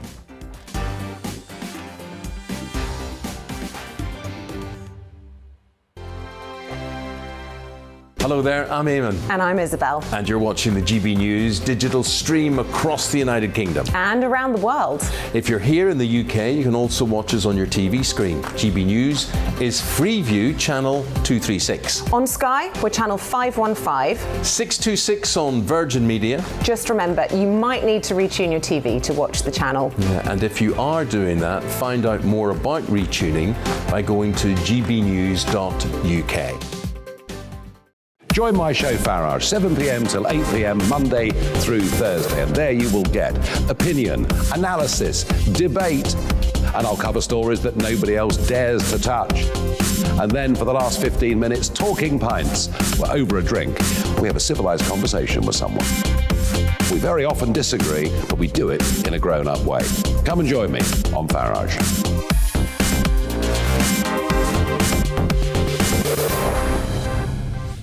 I'm Dan Wootton. Join me Monday to Thursday from 9 to 11 for the feistiest and most fun news debate on TV, where free speech reigns. I'll bring you a sharp take on the day's biggest stories, bombshell newsmaker interviews, and A-list guests.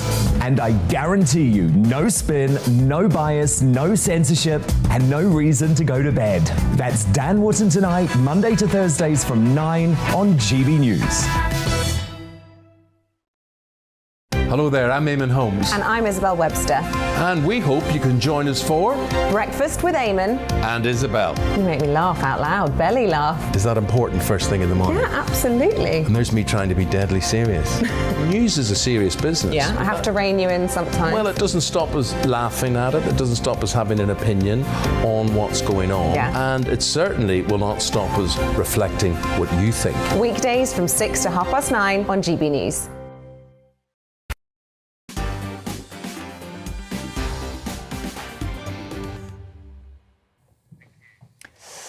Now, we've got lots to get through in the next hour and 20 minutes. I'm really looking forward to headliners at 11. I'll be joined by two top comedians looking at tomorrow's newspaper front pages. And don't forget, it's the Sunday papers and quite a few juicy political stories are on the way. But it's time now for Mark Meets, in which I speak to the good and the great in the world of showbiz, sport, politics, academia, and those who simply have a big story to tell.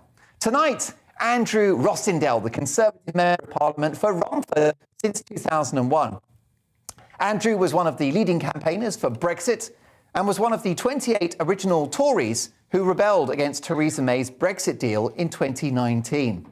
He has been the international director of the European Foundation, a Eurosceptic think tank, and chairman of the all-party Parliamentary Flags and Heraldry Committee. Unapologetically patriotic, Andrew has been lobbying hard for the BBC to reinstate the national anthem at the end of their programming each day, as they used to do. Well, I'm delighted to say that GB News is one step ahead, and we now play the national anthem with sweeping views of our great country at 5:59 every morning before the breakfast show. Take a look, it's wonderful.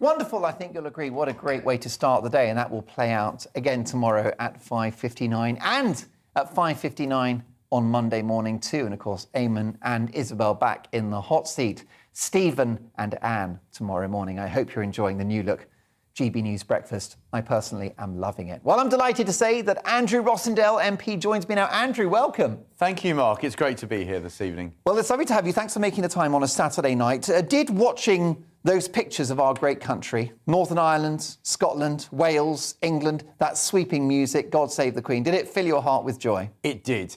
I'm so thrilled that GB News is leading the country in restoring the national anthem, which the BBC shamefully got rid of in 1997. It's the year of the Queen's Jubilee, and we should be proud of our country. We should celebrate all things British. We should put aside all this woke stuff. I'm sick of it, and I know you are too. Yes. And I think that it's very important, actually, because patriotism, not nationalism, but patriotism brings people together. We are of one identity of being British. We have a proud heritage. And I think future generations, if you don't teach it, if you don't sing the anthem, if you don't fly the flag, in the end, people don't realise who they are or where their ancestry is from, and we lose everything. So I think the fact that GB News is playing the national anthem is a good example, and I now look forward to the BBC, ITV, Sky, and all the rest following GB News' example. Well, that's right, because we have a rich, diverse country, and the way to bring it together is around the flag, around the anthem, around the principles of what this country stands for. I mean, I, for example, am the child of two Irish parents who came over in the early 1960s. And I'm a good example of what this country is all about, as are you, as is Rishi Sunak and any number of other people that you could care to mention. Well, my great-grandparents were from Ireland. On my father's side, they were Huguenots. But the great thing about being British is that it doesn't actually matter what your ancestry is. You have a British identity, and it's a really positive thing. Britain has been a force for good in the world. It's not been a country, OK, no country is perfect, and we're not saying we've done right every single time, but overwhelmingly, I think being British is a badge of honour. And I am thrilled that young people, actually, the young people I speak to in my constituency, are not woke. They're not politically correct. The teachers try and make them so, and the universities certainly try to do so. But I just think that the public in general, the silent majority, are getting rather fed up with all these things being denigrated and everything sort of, oh, you can't say that, you can't do that, you can't fly the flag, you can't sing the anthem. Well, isn't it time we fought back against all this? And what about the flag? I mean, does it ever get over the top, do you think, with politicians having flags, you know, behind them in interviews? Of course, you're sporting the Union Jack there. Is there a limit to which we should celebrate the flag? You can't get enough flags. I love them. I think it's great, especially... And the thing is, no other countries struggle with this, do no, they? They don't. The Americans don't struggle with patriotism, and the French don't, do they? They don't. It's actually a very odd English problem, yeah, and a London problem in particular, because in parts of the UK I do see the flag, but it seems to be in London there's a sort of attitude that it's somehow offensive to other people, but I don't think it is. No. Do you know, years ago, before I was an MP, we had a campaign to fly the Union flag, Union Jack, from my local town hall in Havering, and the Labour Party voted it down in the town hall. They were in charge in those days, and the uproar amongst the local community was enormous. Every market trader had a flag. War veterans were turning up with medals at the town hall, and in the end, the Labour Party gave in and they put the flag up, and it's flown ever since, every single day. So I actually think deep down, although we don't talk about these things, don't talk about the anthem or the flag, it's not a daily topic, and nor should it be. Deep down, people do actually understand that we live in a fantastic country, and they're not afraid of being patriotic. Yes, some people can overdo it, but I don't think we are. I think actually we're probably underdoing it. Why shouldn't schools have... Well, you're right, because within the UK, the Welsh don't struggle with patriotism. Of course they don't, and the Scots certainly don't. Yeah, so what would your suggestion be for schools? Well, I would love to see every school have a Union flag outside. I'd like to see a different pupil each day start the school day, raise the flag, be given that honour. Maybe their parents could be there to see a different pupil every day raise the flag. It's a very simple, symbolic thing, but I think it's a very proud thing for a young person to be given the chance to do. And I think that certainly once a week in Assembly, why can't they sing the national anthem? What's wrong with that? They do in schools in so many countries across the world. And it actually instills something inside you as a young person by seeing these symbols and singing the anthem. It makes you think you belong to something. And that's what it's about, belonging yes, part of the British family. If we're worried about discrepancies within our society based upon income, based upon background, skin colour, these are all important issues that we, you know, that must be addressed and are clearly there. But isn't the way that you bring people together through a kind of united idea about what Britain is, and aren't, I mean, you know, as a member of Parliament since 2001, that some ethnic minority communities are the most patriotic of all. They are.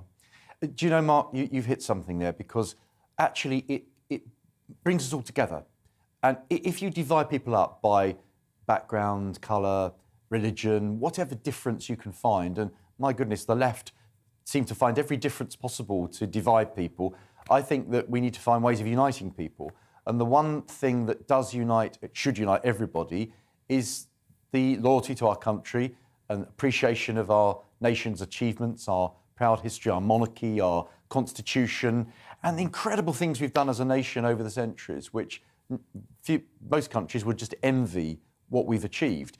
And yet it seems to me that in so many of our institutions, schools and universities especially, but not just that, BBC, some of our other institutions in certain aspects of the civil service, it seems to me that they want to downgrade all this, almost like they're embarrassed of Britain and what we are. And I just think this is so bad. And some of us now have to start speaking out. I think that's right. You don't stop questioning and probing your country and whether it's a force for good in the world, but you also celebrate it at the same time. And that's certainly my position, I think the position of many of our viewers. What about Brexit? How's Brexit going from your point of view? Because you campaigned hard for it. You've been on the right side of history. I'm sure you were delighted with the Prime Minister's deal, which was a lot better than the deal you rejected from Theresa May in 2019. Theresa May's deal would have been a disaster. I think we'd have been in the backstop today. I think that we would have been locked into the EU, but we'd have had Brexit, but it would have been name only. It wouldn't have been a true Brexit. Well, we wouldn't have had trade deals because we would have been effectively in some sort of customs union, wouldn't Effectively, that's what a sort of parallel customs union which would have tied our hands. Yeah, trade deals would have been out, but also would have been tied to all their rules and regulations. So effectively, Brexit in name, but in reality, there would have been no genuine Brexit. So the democratic wish of the British people would have effectively been discarded, and I think that would have been a catastrophe. Now, look, it was a gamble. I was one of the 28, as you've mentioned earlier, one of the so-called Spartans. But I did so because I thought that if you're going to do something, you do it properly. And Brexit needed to be done properly. And Boris came in and he did so. He got us out. We're no longer under the control of the European Court of Justice. He delivered on what he said at the election. He got Brexit done. The only thing I'm very unhappy about is Northern Ireland.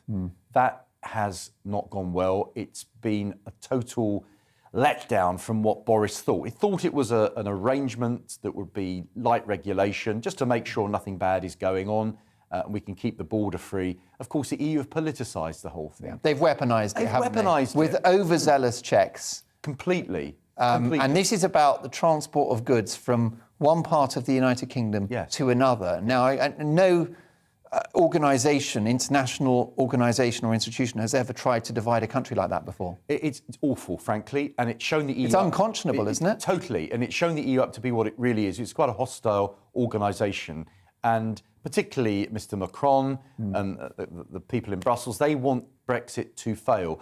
And when we talk about Northern Ireland, isn't it quite despicable, and in fact I'm raising it in Parliament this week, the fact that we cannot actually export oak trees to Northern Ireland because it doesn't meet EU regulations. For the Jubilee, the English oak cannot be sent to Northern Ireland.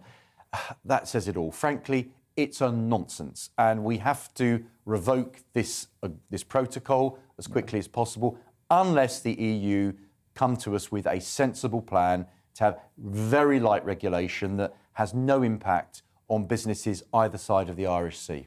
Yes. Do you think Liz Truss, the Foreign Secretary, is the right person to broker that deal? Because that responsibility has now fallen into her lap since the departure of Lord Frost. Can she get a deal? Can she get an agreement? I was disappointed that Lord Frost went. I thought he's an excellent man and he was really doing a great job for this country. I actually have a lot of confidence in Liz Truss, and I think that she is someone who... OK, she was a Remainer. I mean, I think you were a Remainer. I was a Remainer too. Exactly, and funny enough, yes. I didn't want to mention, but when you mentioned that, when you said there's only, if you're going to do Brexit, do it properly. Yeah. As a Remainer, I really believe that very strongly. Absolutely. Because I'm thinking, well, if we're going to do the Brexit thing, let's really go for it. And I've been pushing for a full-fat Brexit because otherwise... What's the point? You know, it's a halfway house. So, no, absolutely. And so she's a Remainer that also embraces the big opportunities. But she's a convert. So often someone that's converted to an opinion is stronger than the actual original believer. Yeah. And I think I have a lot of confidence in her. I think she's going to be a fantastic Foreign Secretary. But this is a test for her. She's got to deliver on this. Either she comes back with an agreement that we can all accept, and I'm talking particularly about the people in Northern Ireland. They are the people that are suffering. And the unionist communities. And the unionist community. If they're not going to accept it, then it's no deal. So I think that she is prepared to revoke the protocol. If she can't sort it out, then I'm afraid we have to cut loose. That's right. So the Northern Ireland Protocol places an invisible border down the Irish Sea. She would tear up that agreement. But what might the consequences be? Because I can't imagine they're great, given the fact that the government haven't done it so far. I think the EU, a lot court cases, the EU... Tariffs? Well, they may threaten this, but the EU are a lot of hot air at the end of the day. They know that they need our trade. They want to work with us. They know they have to. It's a lot of huff and puff. When it comes to it, yes, they'll do things. Yes, they'll make life difficult. But they know that long term, they need a sensible relationship with a country on their doorstep, which is a country they trade with more than any other country in the world. We have to face them down. They have tried to threaten us in the past, and we face them down. We must do so again. I hope they'll buckle and start being reasonable. If they don't, we've got to be strong. We can't be bullied. They have to accept that they cannot completely and unilaterally protect the integrity of the single market. And the reason why is because one member state decided to leave, which is the UK, which is geographically and by land connected to an ongoing member state, the Republic of Ireland. Go figure. I mean, that's the painful truth, is the EU have to accept that they cannot entirely protect the single market. It's not our fault. its democracy and its geography. It is indeed. And I have to say that I think our friends in Ireland, I think they're frustrated with the whole thing too. That they cherish that relationship with Britain, actually, and our relationship is incredibly close. Since Her Majesty's visit to Ireland several years ago, the relationship has been stronger than it's been leaps and bounds. Leaps and bounds. And I think I want to work on that relationship with our Irish friends. I feel we're part of... And the PM pressing the flesh with Leo Varadkar was decisive in getting that deal across the line, wasn't it? It was. And I think at the time both were facing elections, both needed to get this to move on. They pressed the flesh, they came to an agreement. They went off for a couple of hours on their own, didn't they? They did, and I think they got on rather well. And what went wrong is that then Brussels interfered. Brussels decided to politicise it.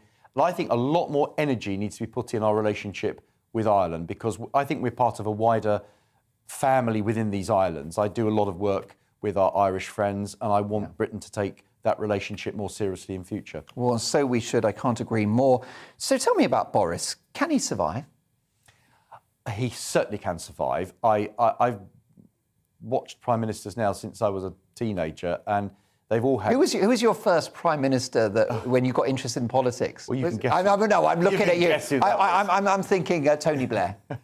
No, it's very kind of you, but no. Mrs. T, I suppose? I joined the Young Conservatives when I was 14. Right. And Mrs. Thatcher, of course, was prime minister. I met her when I was 15, and... Was she the leader of the Tories then, or PM? She was prime minister. So I joined... In her first term? In her first time. I joined in 1981. Right. As a young Conservative. Which was actually not the best moment of her premiership, was it? It wasn't. She was down in the polls. That was the year before the Falklands. And it didn't look like it was going terribly well for her. But there was something about her that inspired me to want to back her and join the party, even at such a young age. And I remember having a lot of left-wing teachers, and I didn't like the things they were saying, and I thought, oh, goodness, I'm going to do something about this. So I joined the YCs and got involved in the party, and she is someone that still inspires me today. And can Boris do a Thatcher? Can he bounce back? Because people forget how remarkably unpopular she was in 81, 82. Inflation was running very high, and then she won the Falklands War and then got on top of the economy, and the rest is history. Can Boris do the same? Mark, I'll tell you how he does it. He gets back to policy. There's too much internal wrangling, too much personalisation of this. Let's get back to strong, clear, determined policy that's going to be good for the country. Conservative policies? Proper conservative policy. What about her indoors? Well, that's not something I can comment on. I knew you'd be polite about that. A little bit. The green agenda? We've gone too far on this. We've got to tone that down. I don't want to... Look, I didn't get into politics to make people poor. And if we pursue this green agenda too far, there's going to be a lot of poor people in this country. We can't afford a lot of what's being proposed. Yes, we should protect the environment. Yes, we should do our bit. But Britain's leading the way in the world. It's not us. It's China, it's India, it's America, Australia and other countries that are not doing anything like what we have achieved in terms of dealing with climate change. So, notwithstanding the mistake of Partygate, but more than that, it was really misjudged, wasn't it? And the terrible look for the government. But in brief, you think the Prime Minister can bounce back from that and he can fight the next election? He's got to go to a slightly upper gear, I think. He's got to get back to policy. He's got to put people around him that don't necessarily agree with everything he thinks, so he can bounce ideas off. But he's got to come back with a clear vision for our country. He got this magnificent majority, the best majority since Mrs. Thatcher. Let's use it. Let's do things for Britain. He's the man to do it, but we need to get things back on track, and I believe he's got to do that. And if he does that, I think that the British people will be right behind him. A vote of confidence for the PM from Andrew Rossindale. Andrew, thanks so much. Do come and see us again in the studio here at GB News. Fascinating conversation. Well, we've got more to come after this. It's headliners, 2 top comedians, and tomorrow's front pages. And remember, it's the Sunday papers, so some juicy stories waiting in the wings. First up, the weather. Looking ahead to tomorrow's weather, and the UK is looking rather cloudy to start the day with rain and drizzle across northwest Scotland. Let's take a look at the details.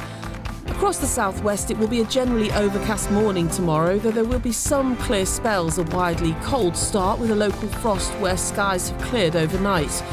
Moving across to southeast England, where it will be a cloudy morning, but with cloudy skies overnight, it won't be too cold to start. A touch of frost across southern and eastern parts of Wales to start tomorrow, though there'll still be plenty of cloud around, particularly in the north. Zooming into northwest England now, and the cloudy weather continues here tomorrow morning, though it will remain dry. A chilly start to the day anywhere where the cloud has thinned overnight, particularly in the east. Moving across the Pennines to northeast England, where it will be a generally cloudy morning, though there will be a few clear spells where cloud has thinned overnight, allowing for a touch of frost. A widely cloudy start to Sunday morning across Scotland, though there may be some clearer spells in the east. Windy with outbreaks of rain and drizzle across the north and west. Across to Northern Ireland now, and another cloudy start here, though remaining dry. It will be a cool morning, though, with the cloudy skies overnight, a frost-free start tomorrow. It will remain widely cloudy tomorrow, although there'll be some sunny spells, especially for southwest England, Wales and northeast Scotland.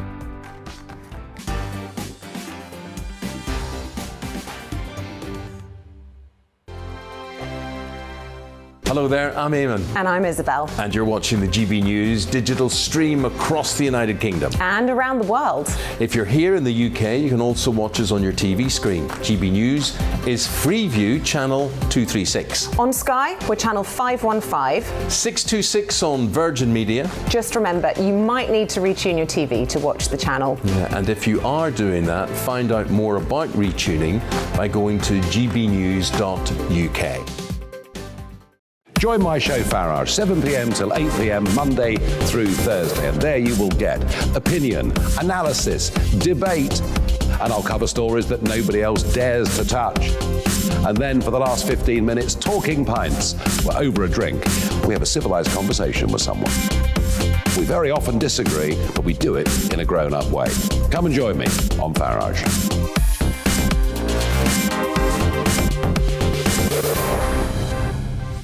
I'm Dan Wootton. Join me Monday to Thursday from 9 to 11 for the feistiest and most fun news debate on TV, where free speech reigns. I'll bring you a sharp take on the day's biggest stories, bombshell newsmaker interviews, and A-list guests. And I guarantee you, no spin, no bias, no censorship, and no reason to go to bed. That's Dan Wootton tonight, Monday to Thursdays from 9 on GB News. Hello there, I'm Eamon Holmes. And I'm Isabel Webster. And we hope you can join us for Breakfast with Eamon and Isabel. You make me laugh out loud, belly laugh. Is that important first thing in the morning?